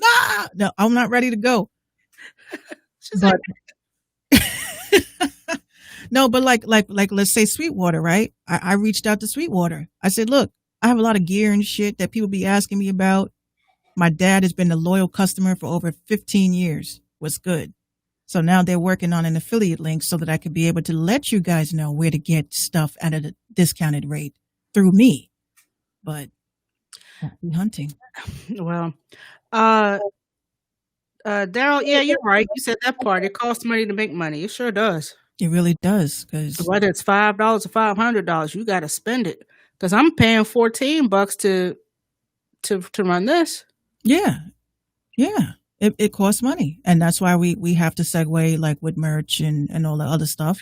Yeah, it's a little something, but we don't make crazy fucking. People act like we making like mad money off merch. It's more than streams. It's a little bit more than streaming money. Yes, it's more than streaming money, but no, we're not even millionaires, nah. But what I will say is that I was really excited. Saturday morning, I woke up. I wasn't hungover, very surprising. And hungover? What was you doing? Long night. I was working on a song. I go and I look. Oh, that. I go and I look, and I had what was it? One of my peoples had hit me up and said, Minx, I just want to let you know, I just caught me some merch. So I said, what? Now, I felt bad because this is my peoples. You know what I mean? I was like, you could have just told me. I would have sent you something. I would have sent you a shirt. He's just like, nah, I want to support. I want to support. That means so much to me that a person would do that. So I don't care if I make like millions and millions of dollars off of merch. I don't really care for that. What I care about is people that support because they want to support. Yeah. No. Yes, I know.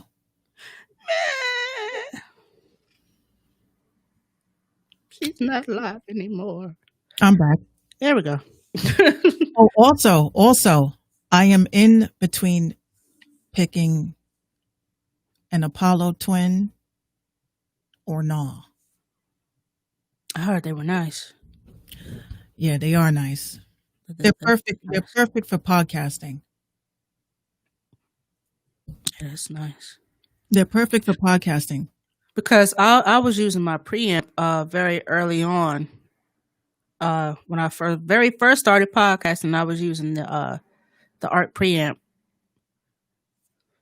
It worked all right, but like I can understand why you want the Apollo, because you could fine tune it and cut the lows down and tweak the highs.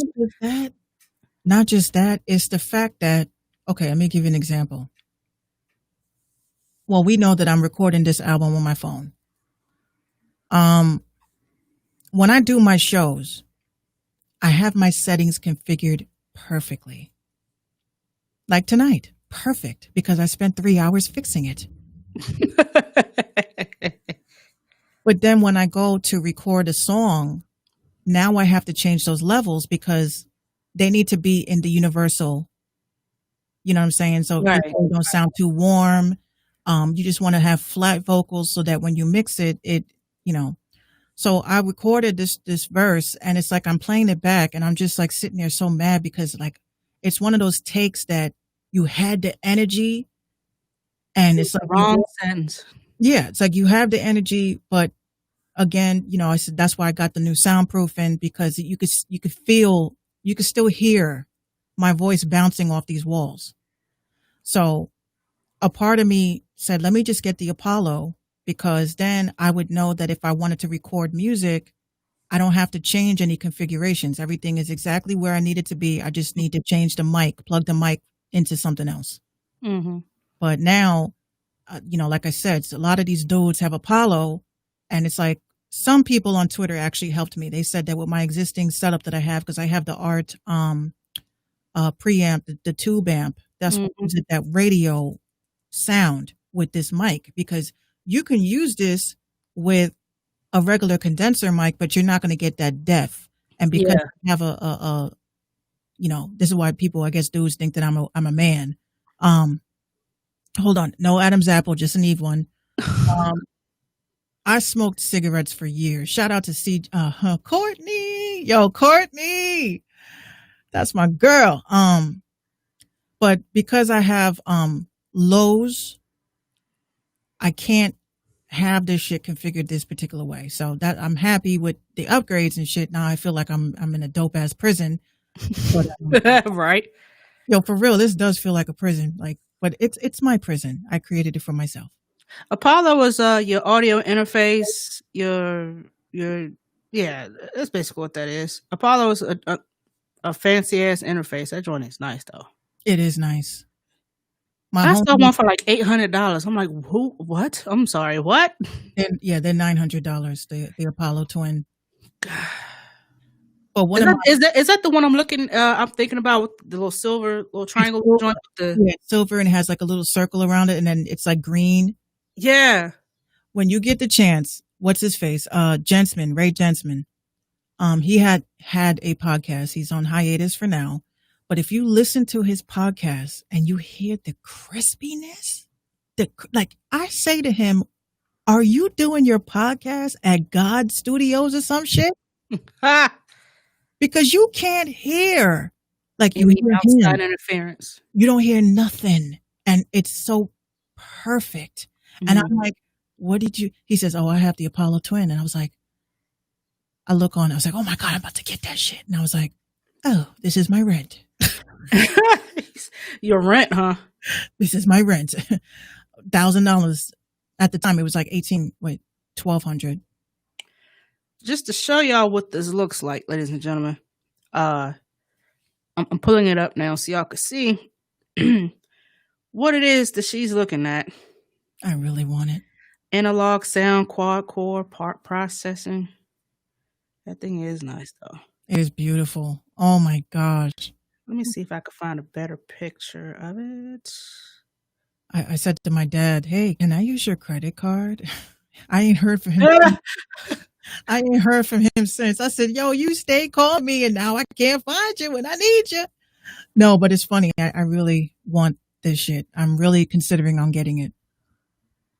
Give me that push. Like, get it, Minx. Just get it. I think this is it. Oh, get off my phone. Nobody asked you. All right, so it looks like you want to be an ass. Hang on a second. I really want that. Basically, it looks like this. Nice. Yep. Nice. That is what it looks like. I don't know if y'all can see that. I know it's kind of blurry. My camera's some shit. Yeah, I see it. Yeah, it's one of those. Yeah. I just want to talk to an engineer. $799. This is Sweetwater. Gorgeous. No, literally. Listen, Guitar Center, when it opens up, I'm going to like kiss the ground, Corona and all. Z Sound's got it for $8.99. This is the Apollo Twin X Duo. And I was on eBay looking earlier to see if anybody had it, like, you know, trying to get rid of it. And I can't really trust I'd be scared to get any type of audio products from eBay. I'd be scared. eBay's not that bad. I got these panels from eBay. $5.25 used eBay. I don't know. What's up, A to the Mo, who's dropping a new installment of Internet Friends Part 2, which I missed out on, and I'm pissed off. And it has nothing to do about your girl. It's just that I was going through a lot of things, and it's hard to write a verse when you're not mad. And now that I'm mad, I wish I could write a verse. So I want to get a song with A to the Mo, just me and him. No mixtape. Look at that. Gorgeous. $525 on eBay. Open box $525. Auction open box $750. Bitch, ain't nobody paying no $7. I'm not paying $750. Let's just put that. I cannot. UG Enterprises says check Oregon's price. There's no sales tax here. Yeah, but I'll still have to pay New York tax, right? I don't know how that works. I think so. I think so. Well, either way, I'm getting it. I just want to be certain that this is something I want to do, because I'm just tired of, like, I know Westlife had said I should just get a digital mixer and then put those settings to where I need it. But you know, I kind of like I like this mixer here. The only thing is I might have to tweak some settings though. You can't record your vocals on with FL Studio with this, I don't think. No, you need a preamp. I figured that. This is just a mixer, and I found that out the hard way. And I said to my dad, I tried to record a song. This shit's not working. He goes, Minx, this is not. It's a mixer. It's not. It's not an interface. Not an interface there. I was like, oh, okay. Yeah, I was sitting there looking at it. I was like, how come it wouldn't read? It's not reading. Yeah, I figured I probably needed the preamp. And if that's the case, I might as well plug up my auto-tune box and all that fun shit. But yeah. I mean, yeah, you could. You just have to use an additional device with it. Yeah. That's just too much. I mean, I wasn't I wasn't recording anything anyway for myself. I mean, you know. Yeah. I don't rap anymore, so it wasn't no need for me to hook anything back up. I'm not running no studio. Don't say that shit. I don't rap anymore. I don't. Look, I don't. I haven't a rapper. I have a flyer from my very last show. That was back in 2015. It's been 5 years since I performed or done anything. I'm telling y'all this right now. 759 is about to drop the most hottest album on our album. I still ain't dropped the first damn album that never came out. She gonna drop an album on to talk about. It's gonna say something light. Nothing too heavy. Nothing too heavy. Drop the most hottest ass. Yo, nah. Yo, I'm not just a podcaster.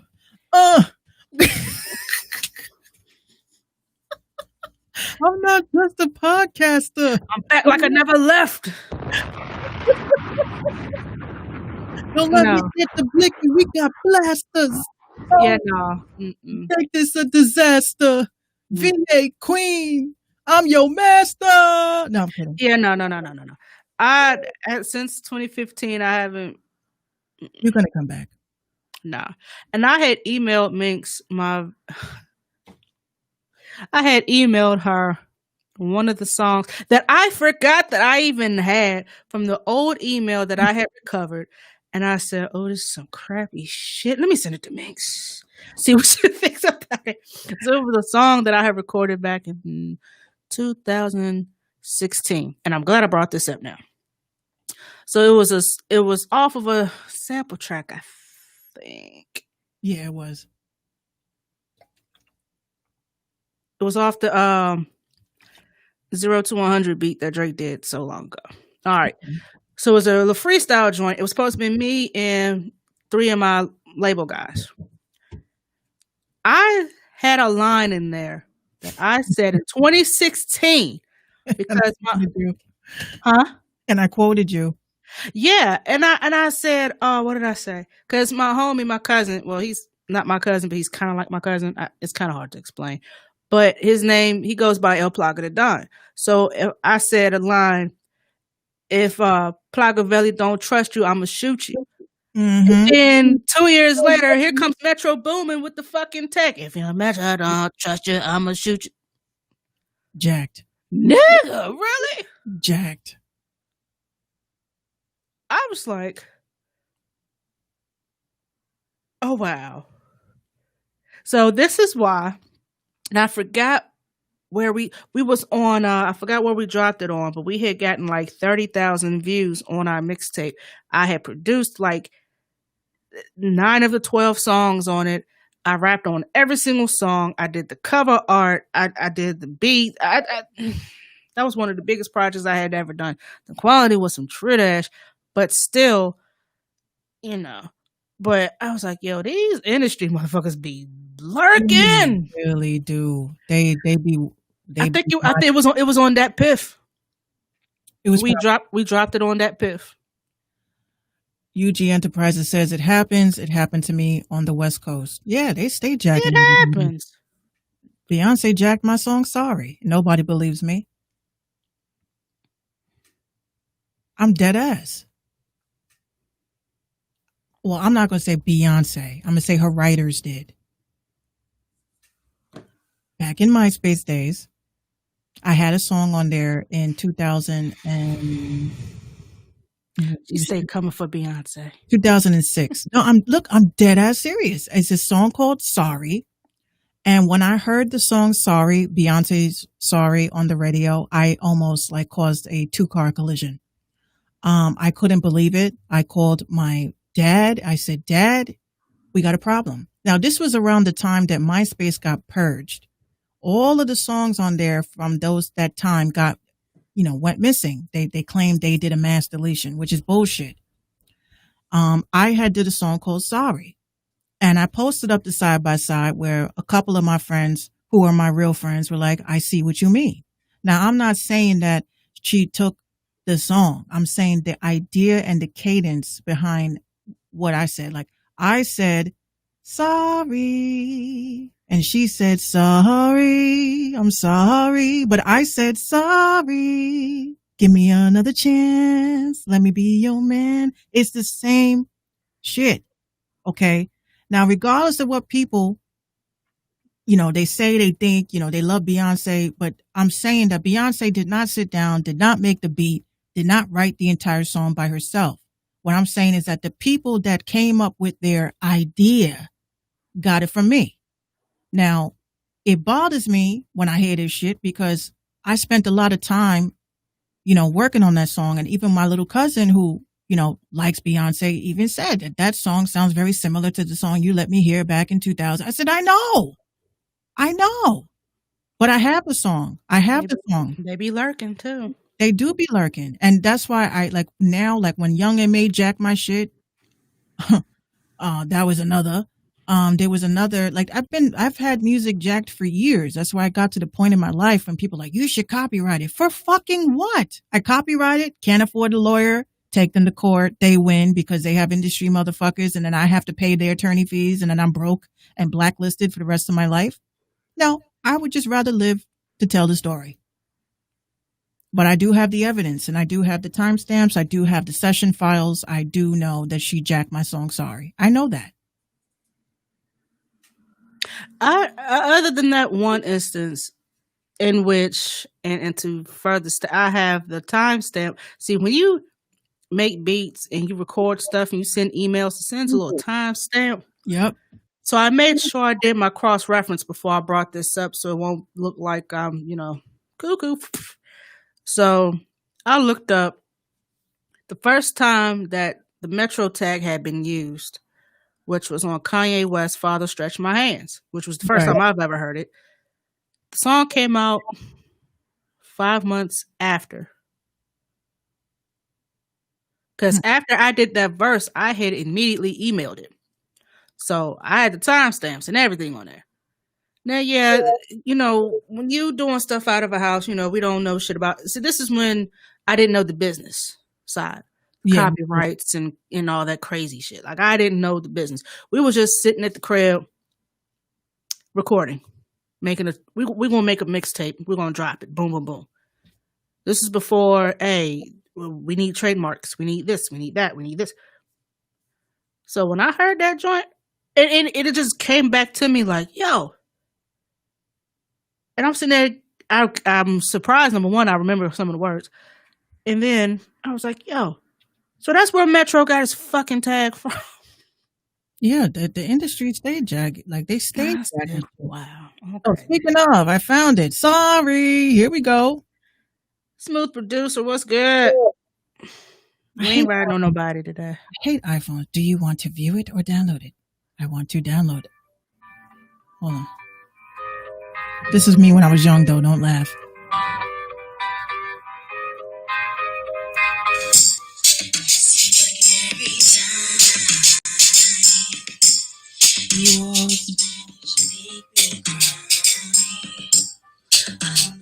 Let me fast forward to the hook. I'm always asking, what should I do? It's about to drop the hook. Damn, those hi-hats is crazy.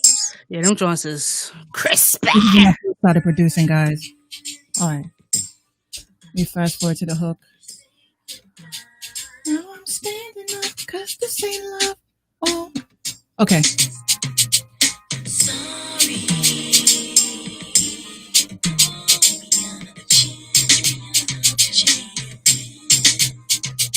I'm sorry. I'm sorry. It's the same shit. It's the same cadence. So my dad said to me, the problem with this is that statutes of limitations, right? Mm-hmm. Even trying to sue. People are like, oh, it's not the same shit. I said, but this is what you're not understanding. It's the same BPM. It's the same. It's just reversed.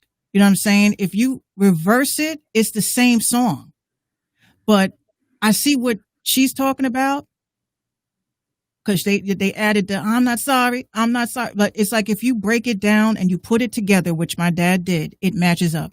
It matches up. So I can't really like say, yes, they definitely jacked my shit. But who else had a song called Sorry like that? With just sorry. Like, it's just the same shit. So I get so frustrated now. The only person I know that came up with the song titled Sorry was Ruben Studdard. And where the hell is he at? Diabetes. He got the beaters. Yeah, he was doing commercials and stuff for that. I haven't seen him since. Ruben Studdard and that. Well, you got to be watching Price is Right and shit like that to see it. Oh. But I was able, which I was excited, I was able to grab all the songs off of my MySpace.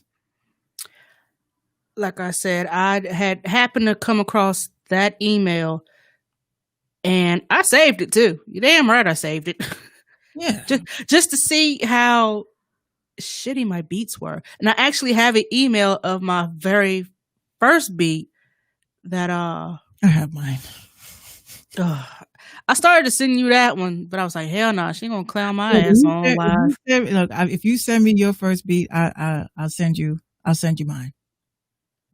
My first beat was trash as fuck. Yeah, I ain't doing that. I don't know. I think about it. I think I still have it though. Like, I'm like, everybody's always down for challenges and shit. I'm like, yo, I already invoked the challenge. I want to hear my whack ass beat versus your whack ass beat. Okay, go. I've got not even that first beat that you ever did, and then the beat that you have current. The only thing that I hate is I have lost so much work because of the blue screen of death, which happened to me about 2-3 times. And this was before I was told, hey, get an external. So I don't have the MP3 to none of my original joints. That's on the album that never dropped. But it will. I might have 1 or 2. But I don't know. Like, but that first beat I did, like, now that I heard it on monitors, I be sitting there like, yikes. Ugly. Yeah. Like, there's some songs that I did that I literally say to myself, and this is what I always say to artists that go to the studio, they claim they got a studio connect. Why don't y'all ever tell the engineer that he ain't mixing the shit right? What is this fear that we have? You know, and you know, I'm glad you said that too, because there was someone who posted on Facebook that they were frustrated because engineers these days have become rappers as well. And so their songs turn out better than the clients that they mix for. That's how it always is. So someone says, if I'm paying you to mix my record, I want your best work. Make my shit sound like what you would want yours to sound like, which you can't do that because the engineer knows his sound. He knows how he wants his shit to sound. So I asked the person, I said, are you there while the engineer is mixing so you can add your input, or you just say, all right, I'm done recording, do you? And you just walk out the door. Because you can't get upset once you walk out the door, your session is over.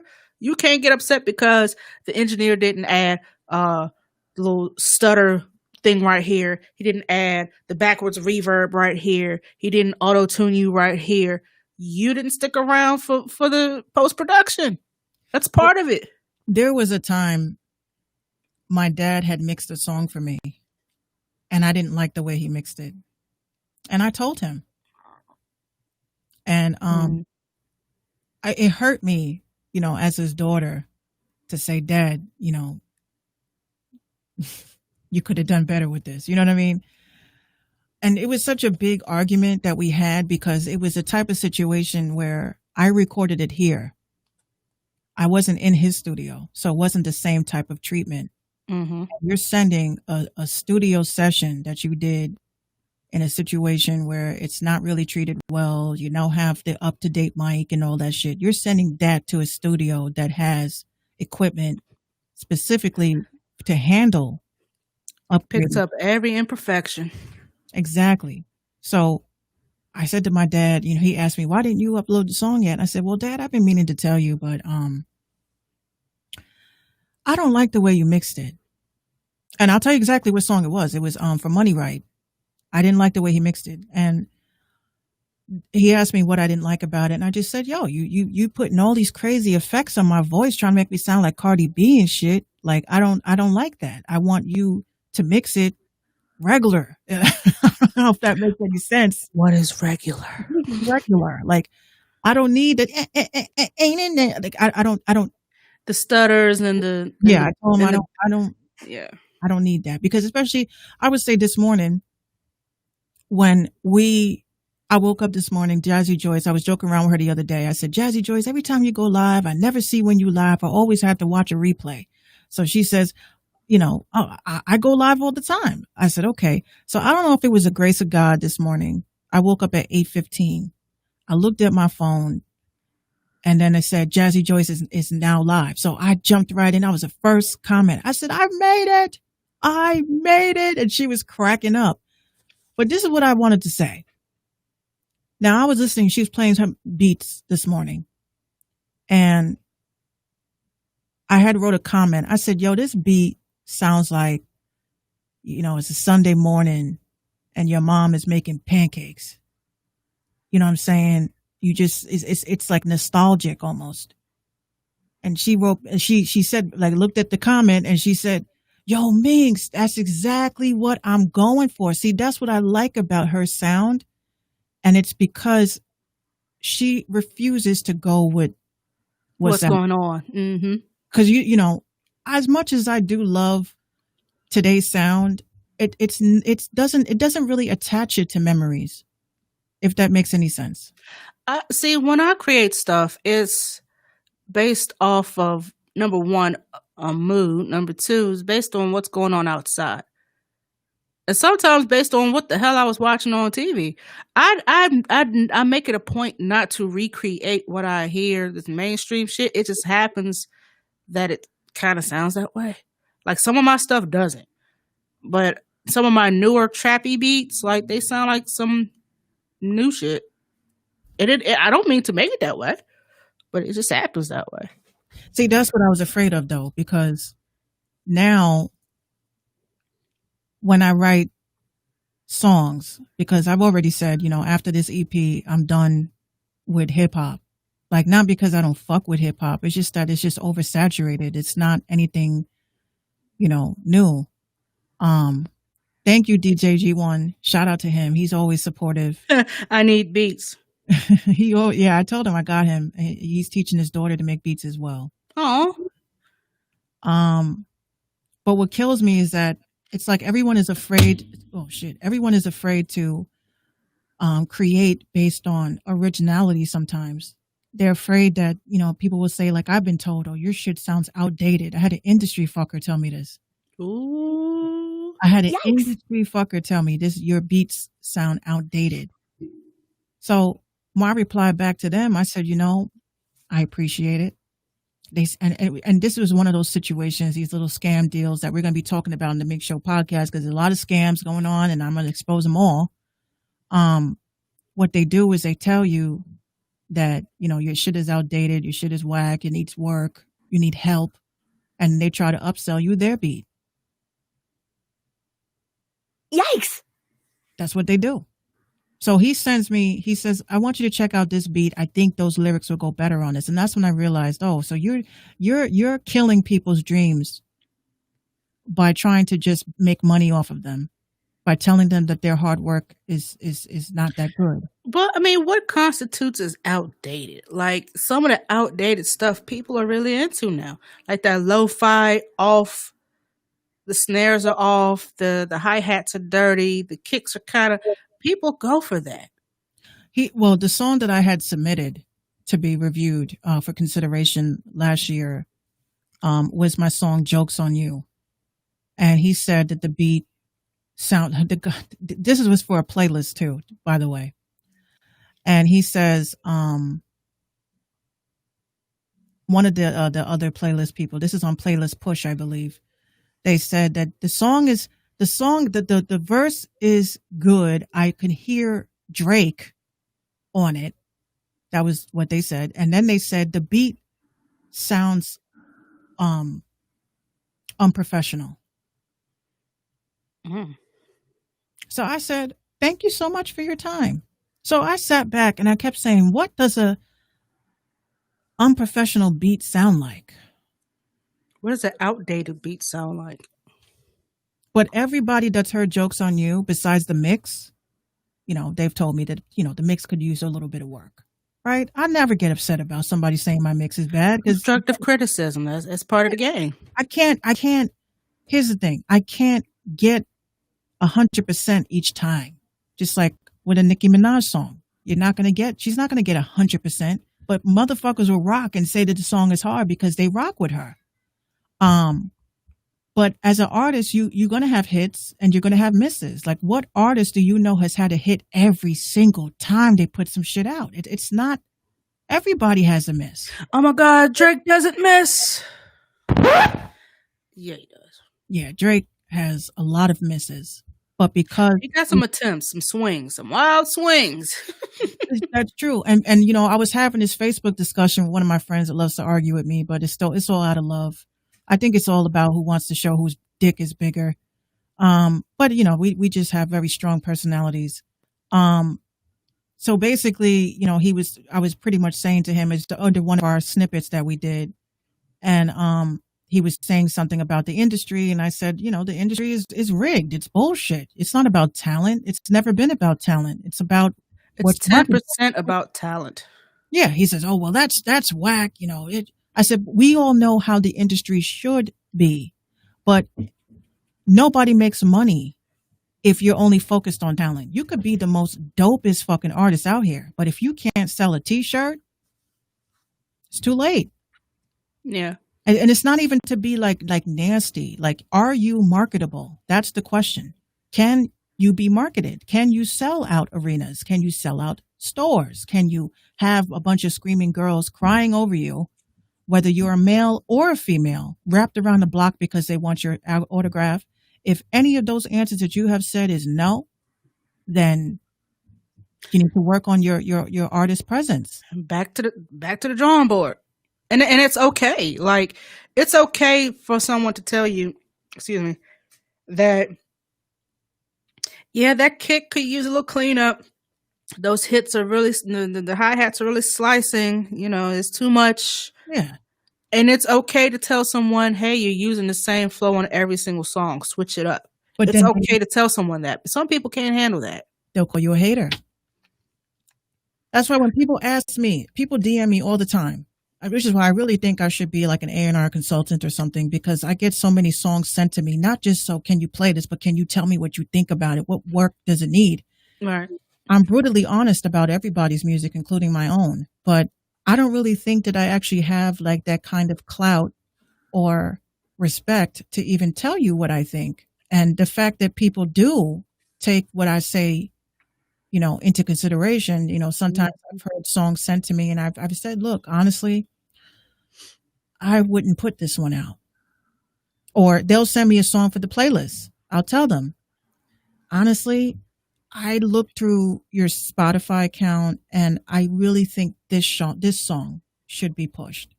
But I just released this. I get it, but this just sounds very rushed. I don't really think it's going to stick with anybody. That's another thing. They sitting there just dropping music without letting a song breathe. Like, do you have a single? Nobody has a single. And like, are you working one song leading up to your album? You should not be dropping 4 songs to your album and then you dropping the album and ain't got 6 songs on it. Like that. Come on now. That's not gonna work. Well, somebody had posted on Twitter. I got to find the tweet and we'll probably elaborate more on it tomorrow. But it's a very good question. Somebody had said, should artists just drop maybe 1 or 2 songs? Like, why are they dropping all these crazy ass projects and saturating the market? And I kind of agree. That's why I keep telling everybody, y'all want one song to be on a playlist when you can create a playlist of your top 5 songs that you would recommend to somebody when they first meet you and advertise and play that. And put it into marketplaces, not the song, the playlist into marketplaces. And then allow people to get the traction from the playlist. Like, y'all are not thinking about, y'all are looking for curators. You guys are not looking for marketplaces and people, DJs that they want playlists. Like, I'm not a DJ, but you are.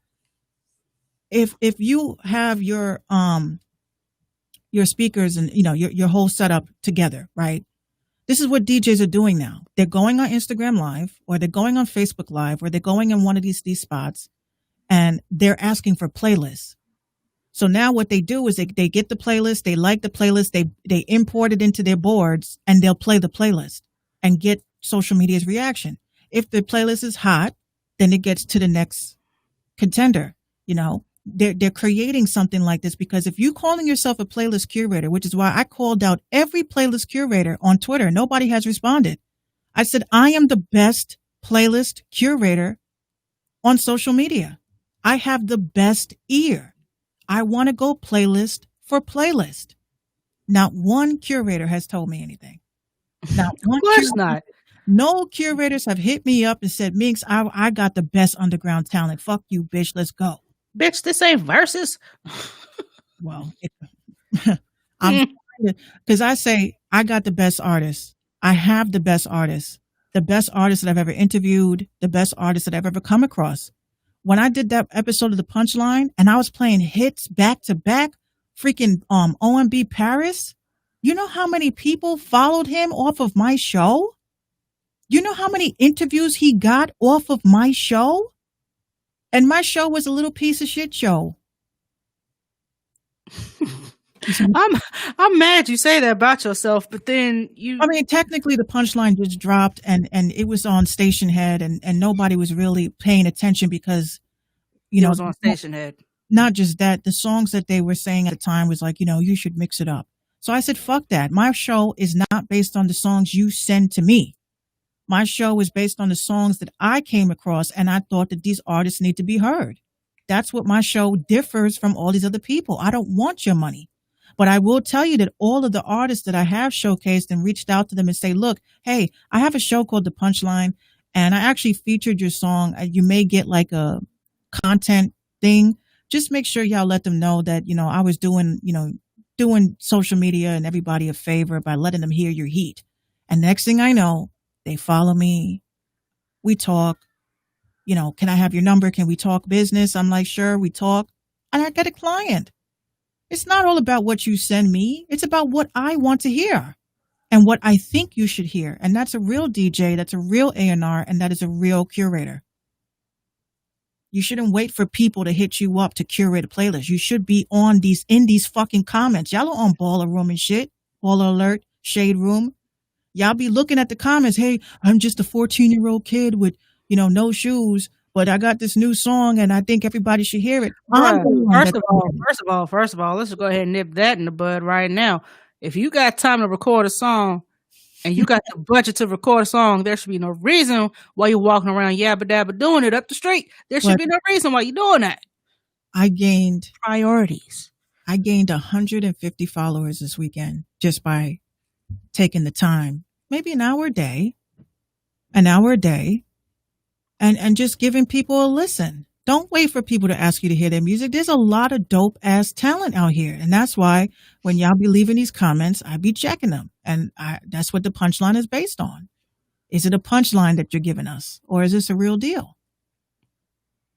So a lot of the people that listen to my playlist, you know, they know. And, you know, again, this week for Mixed Manifestation, besides the giveaway, you know, I'm giving back. I'm offering slots. I'm backing this playlist with $50 in promotion. Get me your best tracks and let your friends know. Everyone that's tuned in, let your friends know. That's what I meant to add. I'm going to do that for tomorrow night. But listen, when these artists, when they see, they're going to see that I'm not, here's what I'm going to say. Don't miss the train because you don't like me. I just want to say that because I put up a quote yesterday. My cousin and I, we be having our nice little conversations about life. And he says to me, Minx, you know, sometimes you got to take your name off shit. I said, why? It's mine. Like, why would I? He says, well, you're not everybody's cup of tea. I ain't trying to lie to you. Like, oh, I know that. He says, but, you know, sometimes this is D Blaze I'm talking about. He says, yo, sometimes people, they won't support you just because it's you. And that's so true. That's so true. He's but right. You're going to pass up an opportunity for $50 worth of promo because you don't like me? Then fuck you. I hope they don't want to be associated with you after the shit you be saying to people. No, why? Look, they know I'm an internet personality. I hate using that term, but it's true. And I'm also a radio personality. But my heart is in the underground. Y'all may not like what I say. Y'all may think that I'm bougie as fuck. Y'all may think that I think my shit doesn't stink. But my heart is in music. And my heart is in being a driving force in this industry, since everybody out here and their mother says that they're here for the underground. But I have yet to see any of these prominent blue check motherfuckers do anything for this community unless it does something for their own pockets. And I'm in it for real. My blood is in it. I was born into this shit. You know, don't do it. And also, y'all need to stop with this shit with my cousin, man. That shit is whack. That shit is whack. Oh, the verses between John and Lloyd? Nah. Lloyd Banks? Nah. Why is all these industry rappers trying to be battle rappers? Lloyd is not a battle rapper. I mean, he alright, but he ain't URL. No. Well, I hope John does wax that ass, because, you know, we're water. I haven't heard that since 96. Where the hell you dig that shit up from? I don't know. I'm old school. You know that. No, but there was a little commentary that some fucker wrote on Twitter about, you know, again, like I said, I don't hit up my family. I don't ask them to say what up to me. What's up, Vinny? That's my little brother that's in the chat. I don't hit up my cousins. I don't hit up people that have a little bit of clout in the music industry. I don't need to. I'm building my own. So when y'all keep equating this, like I retweeted John's comment, well, something he said about Chris Brown and Usher. And then somebody wrote, oh, your own family don't fuck with you. Ooh.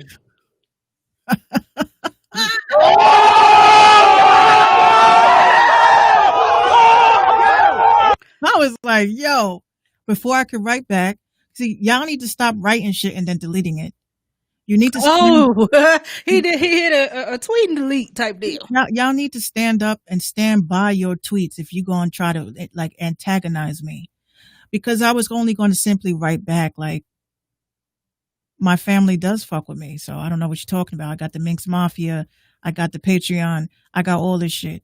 You know what I'm saying? My family does fuck with me. We just fuck with each other on different levels. We don't have to publicly say that we fuck with each other. That's whack. That's lame. That's corny. Wait for the reality show. That's clout. Wait for the reality show if that's the case, because I'm telling you, you're going to get canceled. We're going to get canceled, yes. No, you going to get canceled. Well, I'm going to get our family show canceled. The bottom line is that it sucks when people really think that you have to ride on the coattails of family members that have more clout than you. And I'm not saying that John has more clout, but John has worked very hard to get to where he's at without having to ride on the coattails of anybody. So I should be warranted that same respect. You know, I don't understand why it's such a big fucking deal. Like, he does battle rap, I do radio. Like, that's like Stacey Dash. Totally different. Yeah. We're both musicians, yes, but I mean, what is it going to take? Do I have to hit up John and say, yo, can we do a featured song together so people know that we actually know each other? I'm not going to fucking do that. I'm not going to do that to make y'all stop saying these fucked up things to me. It's wrong. That's clout chasing to the max right there. Well, anywho, I'm gonna take a screenshot of this and send it to John and let him know that, you know, it's just not right. Oh, you on URL TV just because he's on. This is the shit that I have to listen to. Oh, you going on caffeine because he. I was on caffeine before all of that shit went down. Yeah. What are you talking about? I'm minding my business. Why are y'all trying to merge shit? That's just not right. And I'm sorry that I had to go off about it. That is my rant for tonight. But that is annoying. Well, like we're nowhere near the end of the show. Look, I love my family. I got Vinny. Shout out to Vinny. He's a musician. He's an artist. I got Tori. She's my little sister. She's a musician. I got, man, there's so many of them. Was it D-Blaze? D-Blaze is my cousin. That's him. I got Bart. Bart is John's older brother who has a merch. He has merch, which is dope. Used to manage Bow Wow and all that. I just have so many cousins. I have so many cousins and siblings that make music. I can't shout all of them out because this will be a never-ending show. But what I'm saying is that we all rock with each other and we all support each other. Just because you don't see us publicly going ham like they Beyonce and shit doesn't mean that we don't support each other. So quit hurting my feelings. I do get my feelings hurt, ladies and gentlemen, whether y'all think it or not. I just, sometimes I'm just so weak from hurt to clap back at you at that time, but I always come back. Yeah, there's no need for all that. Yeah, that shit really hurt I was sitting there. I was like, y'all lucky I'm fucking drunk right now. Lucky I can't. It doesn't take much. You're lucky I can't even see the fucking key. Hey, let me tell you one fucking thing about, I know. I saw my cousins when they were building their fucking careers, motherfucker. Vinny says, you would think people got stuff to say because of quarantine, but nah, this is on the regular. Yo, Vinny, you have no idea how many times I be hitting up Darius. Why they keep fucking saying this shit to me?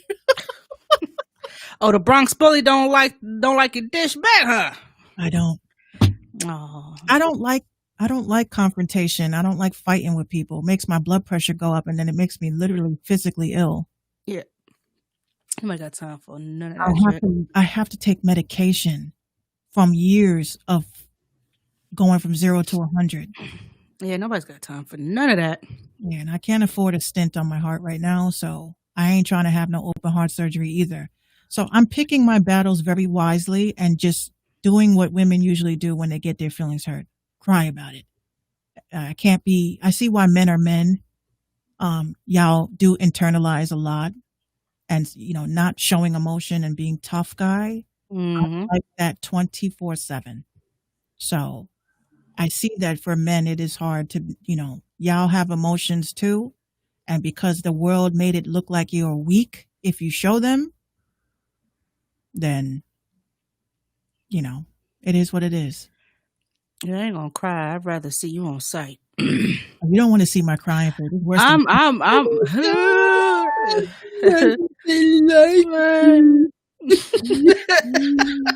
You'll be like, damn, Mix, I've seen you in better days. I've seen you without the face. She see me without my makeup. She see me without my hair. She see me in all that. Yeah. She knows what my real eye color is. She knows what my eye color is. These are my ain't green. She knows my hair is really gray. Gray. Mine is too. But yours was just shout out to Hollywood Cole with Sis. It just changed like over the course of weeks. No, in a week, my whole fucking shit turned gray. Because when she showed me a picture, it was like a little streak here, a couple streaks there. This bitch had Pepe Le Pew on the back of her head just chilling. I'm like, yo, where all these grays come from? We twinsies. Hollywood Cole, she's going to go with me to do the big chop. I'm not cutting this shit. Well, I probably might have to trim it because since I've combed out my locks the first time, I got like mad uneven type deal. I'm going back to the shop. This is why you see this on my head. I don't say, oh my gosh, she's so unprofessional. No, you don't want to see what's under here. You don't want to see what's under here. But I'm going to the shop on the 6th to get my hair retwisted, so it's gonna look like mad short and crazy. But I'm not taking them out this time. I just wanted them done better, cleaner, more professional. That's all. I can't wait to see it. I can't wait to see it either. Because this right here ain't it. This is not. So why somebody? Oh, I thought your hair was just slicked back. I was like, what kind of gel with that? That's a hell of a lot of grease, though. Yikes. No, this right here, see, people say, oh, you got curly hair. Yeah, I can make it that way, but it's just the right texture, consistency to where I could start some locks if I wanted to. And I think the reason why mine didn't do so well the first time was because I was just weeks removed from getting a relaxer, which was a big mistake. Oh, I would have fought you. I would have got on the next what? I would have hopped on a plane. I would have risked it all with the corona. You would have wasted your money because I had my locks for 8 years after that. So I would have risked it all. Man, but I was but I was also dealing. I was also dealing with thinning, like some of my locks thinning before other ones, and they just weren't even. I don't like the freeform stuff. Like I like my stuff like even, uniform, clean. Also for work purposes. If I ever find a fucking job, then it'll look right. But You will. Nah, but this here. Don't say if. You will. This right here ain't it. Like I could show you a little something. I got a little something back here. But nah, this. Nope. Let's jump into another topic, shall we? ESPN. Y'all some clowns, dog. Y'all gonna sit there and tweet this shit. Never forget this jaw rule moment. Laughing with the little tears, the crying emoji. Because there was a sound mishap with the DJ. The DJ, I guess, was downloading the damn songs and waiting for the Wi-Fi to work. I don't know what happened. But, excuse me, in the middle of him doing his warm-ups, he was like, they wanted a 90s rapper, but they got they wanted a 90s night, but they got a 2000s rapper. But I guess since my song came out in 99, I guess I qualify. So he was like, hey, yo, Sanchez, are we ready? And it was like crickets. Said anything. It won't even the crowd. Like, you know how sometimes when you get footage of like the crowd, it's like not the authentic sound. I don't know how to explain it, but it sounded like nobody was in that bitch. Because everybody was responding. Everybody said, yeah. Everybody was like, yeah. Yeah. Is everybody ready? I guess not. And that's exactly what he said. So ESPN, y'all some clowns for that. He comes back with, well, you know what? Very disappointed to see how unprofessional and disrespectful ESPN is, allowing their social team to be. If you're not holding them accountable, that means you're complicit with the oblivious slander and defamation to your 35 million plus audience. Duly noted. #icon. And then he also says, so let me get this straight, ESPN. You're letting your social team that represents your brand and social accounts with over 16 million followers try to clown me over what was clearly a technical issue with the equipment. And for what? Likes? ESPN clout chasing now. LMAO, #icon. I don't know why he's spelling it like that. Maybe he got a album coming out that we don't know. But yeah, that's... I mean, I kind of do agree. That reminds me of when BET... You gotta let shit go sometimes. Yeah, but that reminds me when BET had tweeted out during the BET Awards about Nicki Minaj. And I do agree, these social media managers, y'all have to understand that you're tweeting on behalf of a company. Whatever reserves you have for whatever celebrities that you have, it is not the time or the place to, which I agree with him. That's unprofessional. Because if you wanted to clown him, you could have did that on your personal page. Yeah, exactly. Or what they'll probably say is, I thought I was on my page. No, you were not. Bruh, you don't see ESPN on there on your handle before you tweet? I mean, they really need to...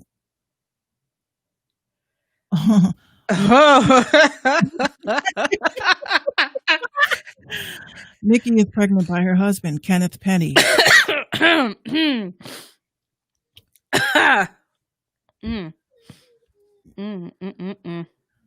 But anyhow, since it seems like this is my cue for motherhood again. Oh boy. Yikes. Any final thoughts? Well, hold on. There was one more. There's one more topic I want to talk about real quick. We'll save the last one for tomorrow. Boosie, you clown ass nigga. I never thought I had to say this. Not that he's watching, not that he gives a fuck, but bruh, how and why are you throwing? Well, you threw a mansion pool party in Atlanta. Wet and Wild 9. You doing cucumber contests and topless contests and all this shit. Bruh, do you not understand what you're causing? You see that shit? Oh my God. You, sir, are a diabetic. You have kidney issues, and you out here high risk as fuck, and you are throwing pool parties? Oh, no issues. Hold on. He said he apologizes for not knowing. No. We wasn't laughing at you. Oh, we were just laughing at the fact that we was reading the comment at the same time. Yeah, that was like a funny moment. No, a lot of people don't know. They didn't know that Nikki was married. They didn't know that Nikki was pregnant. Some people didn't even know Nikki was, even still relevant. Some people didn't even believe her at first, but then they was like, when she did the video with 6ix9ine, it was like, oh, she hiding something. She hiding something. Oh, you could tell. Remember I said she had pregnant tetas.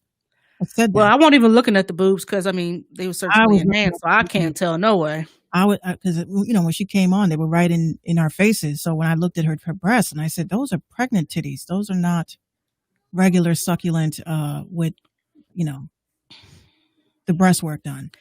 Yeah, we had discussed this. Matter of fact, and I'm glad you asked, UG, about Nikki's husband, because we had kind of covered this too, and then we'll get up off of here. The fact that her husband is a registered sex offender, how would that play out as far as custody? And I mean, they're married, so you can't make them separate just because, more people were pretty much clowning Nikki over the fact that she's just now having her first child at 37, about to be 38 years old. While I don't like Nicki Minaj as an artist, she's a woman. She's a mother now. And I'm more concerned about, because they say after the age of 35, you're more high risk. And then knowing that she's had breast augmentation and plastic surgery in certain areas, how is that going to affect the pregnancy and this and the third? So all of these concerns are valid, because you can tell from the waist down, she's getting a little heavy. Yeah. Definitely tell, even with the ass. Like, and you she's going to do the Cardi thing and get lipo. Yes, I am on social media. No, it is not private. You can follow me. I'm on Twitter. Let me drop my handles. But that was the one thing I was more or less worried about, was the fact that because she's had plastic surgery, how would that affect? I mean, it shouldn't, because she had breast and ass augmentation, right? Yeah, both. Okay, so her butt, we don't really care about that. It's just that, the milk production, whether she's going to breastfeed, things like that. It's not that we care, but we don't care. But it's just stuff that women should have to know. And looking at those pictures, she looks kind of concerned. I honestly, I don't like to speak horrible things into existence, but my spirit is concerned for her, which is very weird. I don't really get concerned for celebrities like that, but for her, it's very concerning. Because God forbid something happens to her during this delivery, and that child is left with the dad. That's going to be a big problem. Yeah. I mean, because CPS will be getting, if not already involved. That's just what it is. Come on, ladies. Y'all, look, ladies, I know that sometimes, y'all think that the biological clock is ticking and y'all just want to procreate. You guys meet up with these dudes that don't even take care of themselves. I used to be one of those chicks. Okay.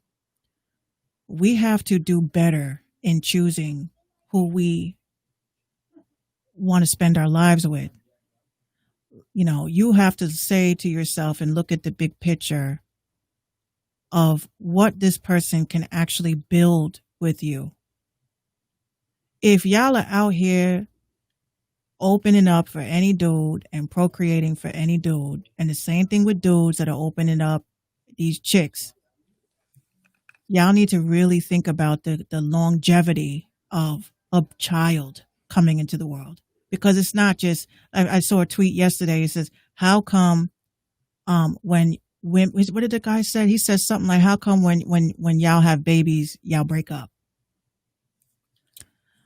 Now, that is a good question. We could leave that for tomorrow. But it's not a far-fetched question because that is very true for some reason. Y'all get pregnant by these dudes.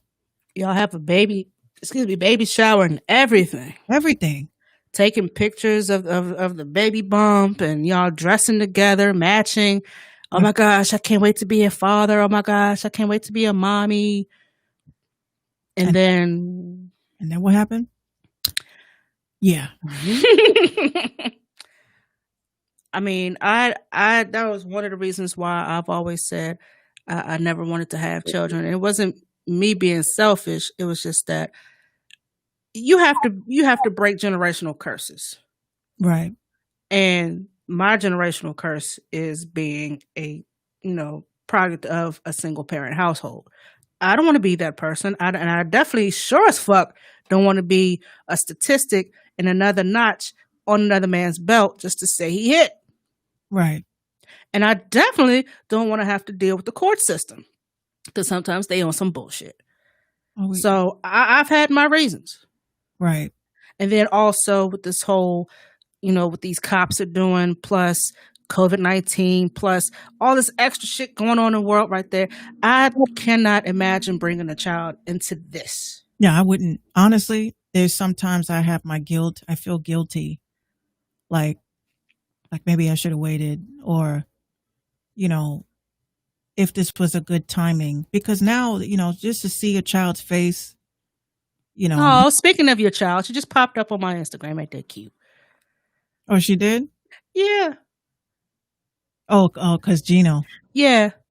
Gino always posts pictures of her. She is too cute. No, but that's the thing, it's you sit and you say to yourself, especially now with the corona, you're explaining to your child why they can't go to the park, why they can't do this, why they can't do that. It's heartbreaking because you can't really explain to a 3-year-old that your president got you effed up in the game because they did not close down this country when they should have. They did not take up the necessary precautions because they didn't think it was a real situation. And now because of this president that you have to respect because your constitution says so, you can't explain this to them. So now I'm at the point in my life where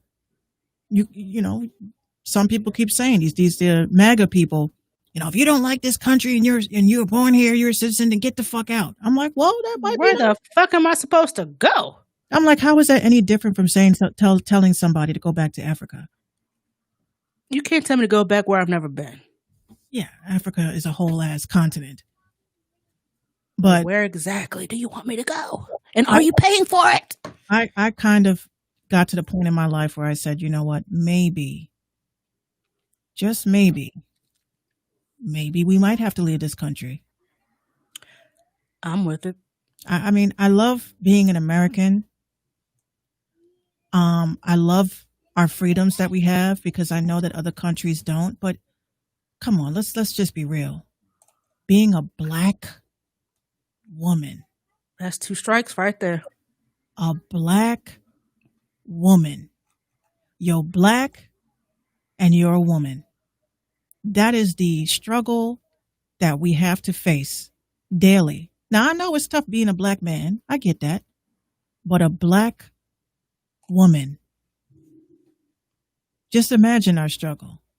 Just imagine our struggle and what we have to deal with. Nobody will ever understand. Nor will they care.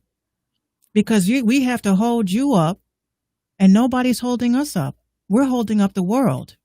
We're dealing with all of these problems with the world. We're fixing everything and nobody can fix us. Well, you know what? For those that do have children, I will say, y'all, I tip my hat to you. If you're getting ready to have a baby, amid everything that's going on, I tip my hat to you. Please stay safe. Mm-hmm. I hope your child is healthy and happy. Even if it isn't, love it anyway. I mean, this is some crazy times we're living in, and I couldn't imagine bringing a life into this, knowing that it's already set against them. Well, if you bring in a life now, you'll have to spend a lot of time fighting. Yeah. A lot of time fighting, not just for yourself, but for them. Because they didn't ask to be here. We asked them to be here. We called upon them to be here. Now that they are here, we have to protect them even more from what is the usual things we protect children from. So I totally get it. It's for me, it's tough. I worry so much that obviously you see my head is full of grays. Yeah. But it's like I worry about the world. I worry about society. I worry about if things are ever going to go back to normal from this new normal shit. Nah, this is it. Wow. This is indeed it. Well, we'll see. Well, ladies and gentlemen, we'll go ahead and cut it right here. We want to thank everybody for tuning in with us on Instagram, Facebook, Periscope, Twitch, YouTube. Everywhere. We're trying to take over the game. If it's cool with you, Minx, do you think that I can debut our new collab? Yes, we can. Oh, we can. Yay. Another loop, by the way. But that shit, this shit is so fire. So, ladies and gentlemen, we will see you guys tomorrow at 7 p.m. for more foolery, fuckery, and shenanigans. If you have any topics that you want us to cover, hell, hit us up in the DMs. We'll do our research and we will talk about the shit. Because I'm going to tell you, sometimes we go through processes where ain't nobody talking about nothing. And we don't want to sit here and have a whole podcast about depressing shit. Like, that ain't me. I don't... Nah. So if y'all have anything that y'all want to add to, also, if you want to kick it with us on camera, you can also do that as well. Drop us a DM and we'll tell you everything you need to know. Just make sure you have a working laptop and your Wi-Fi is good. Well, I have this new program. They can actually go through their phone now. It's called join.me. So if they want to cam up, will be little bubbles on the bottom. It's so cute. But if they want, they can join.me/Minx Radio and you can knock on the door. We'll hit them and then I'll let you in and you can sit down and chit chat with us. Word. I like that. Also, if you want to book an interview, same thing. Just hit us up in the email and send us over 2 tracks, MP3s or Spotify links only, please. Please don't. I ain't going to keep saying this, but I got to keep saying this. I'm sending us beats. Don't be dropping no 80 beats for $2. Because I'll use them and I'll sell them and I'll make a lot of money because I'm a girl. And I know how to take vocals out of shit. So don't fuck with us, fellas. Amen. I mean, listen. Hey, listen. But we do appreciate everybody that kicks it with us. I mean, some of y'all have been here since day one. We appreciate you. Some of y'all are just now coming in. We appreciate you too. Just Shout know that cheat codes. How you doing? How you doing? Financial guru. Y'all need to reach out to I Am Cheat Codes. Cheat codes. Well, given that name, I kind of hope that sounds promising. Cheat codes. Cheat code. Yes. Yeah, that sounds very promising. So what I'm gonna do right now, at the close of the show, I'm gonna debut Minx and I's second collab. Hopefully not the last one. Oh, I have a whole folder of loops for you then. We'll ship them right over. And if you would like to collab with me, that's great too. 759beats434@gmail. That'd be wonderful. I'm better at drums and shit. I can't play the piano to save my life. Well, that's crazy. I'm great at loops and you're better at drums. So yeah, it's a match. I'm a percussionist at heart. Like, I've played drums since I was a child. I don't know how to play keyboards. I'm pretty good, but you're more like, the depth of you build it up. You know what I'm saying? Like you say that, and I just be tinkering and fooling around. I don't know what I'm doing. Anyway, this is I don't know what I'm doing. Been doing this shit 20 years. I don't know what I'm doing. I swear. Oh goodness. But this is our new beat. Hope y'all like it. If it comes up.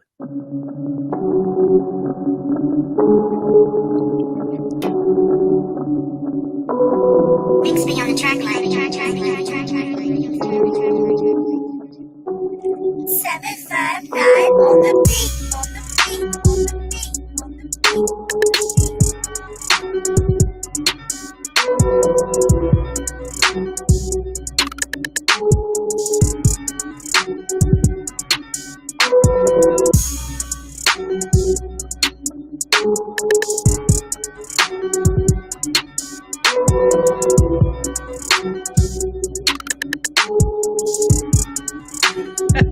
Let me get my bars ready. Yeah.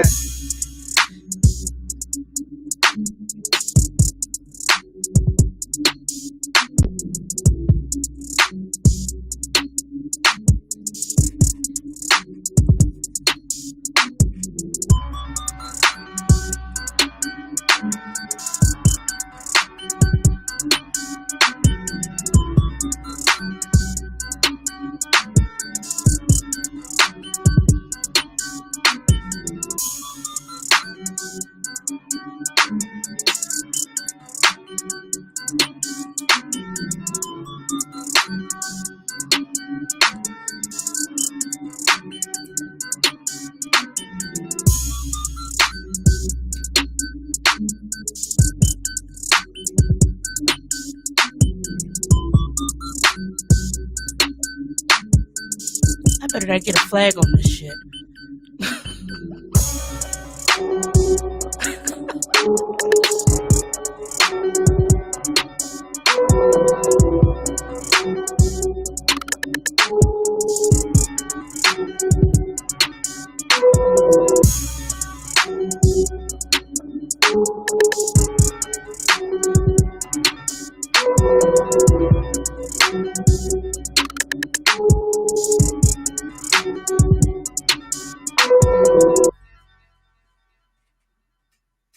Yeah. Some light. He says I'm blocked with the Glock out. The cop pop out. I'm like, what? See, I like that. I like that people can just write stuff on site. Like I like that. I love that. Who knows? Maybe the next collab that we do, we can make it a challenge. Get some artists. I like that. Artists to do their best 16. That brain of yours is always working. All the time. All the time. Get them to do the best 16, and whoever has the best 16 based off of social media's vote, they will get the beat and split sheets. Well, shit. I got another one, but I'm going to save that for tomorrow. Okay. I got the other one, but I'm going to save that for tomorrow. Yeah, we're going to do that. So on that note, ladies and gentlemen, we're going to go ahead and cut this bad boy one more time. We love y'all. Please call and check up on your loved ones. Make sure they're okay. The numbers are spiking. We're constantly losing people. So, rest in peace to the ones that were just recently lost due to COVID-19. Y'all, please be safe out there. Stop throwing these damn pool parties like your boy Boosie over here with all this BS going on. Don't be a Boosie. Don't be a Boosie. Yeah, don't be a Boosie. Don't do this and having cucumber challenges and all this crazy shit. Like, that's how ratchet you got to be to put a flyer together. Anyway. This dude. You put together a flyer for a pool party in Atlanta? Man. COVID-19 be damned. Anyway, we love y'all. We out this piece. Good night. Good night. Good night.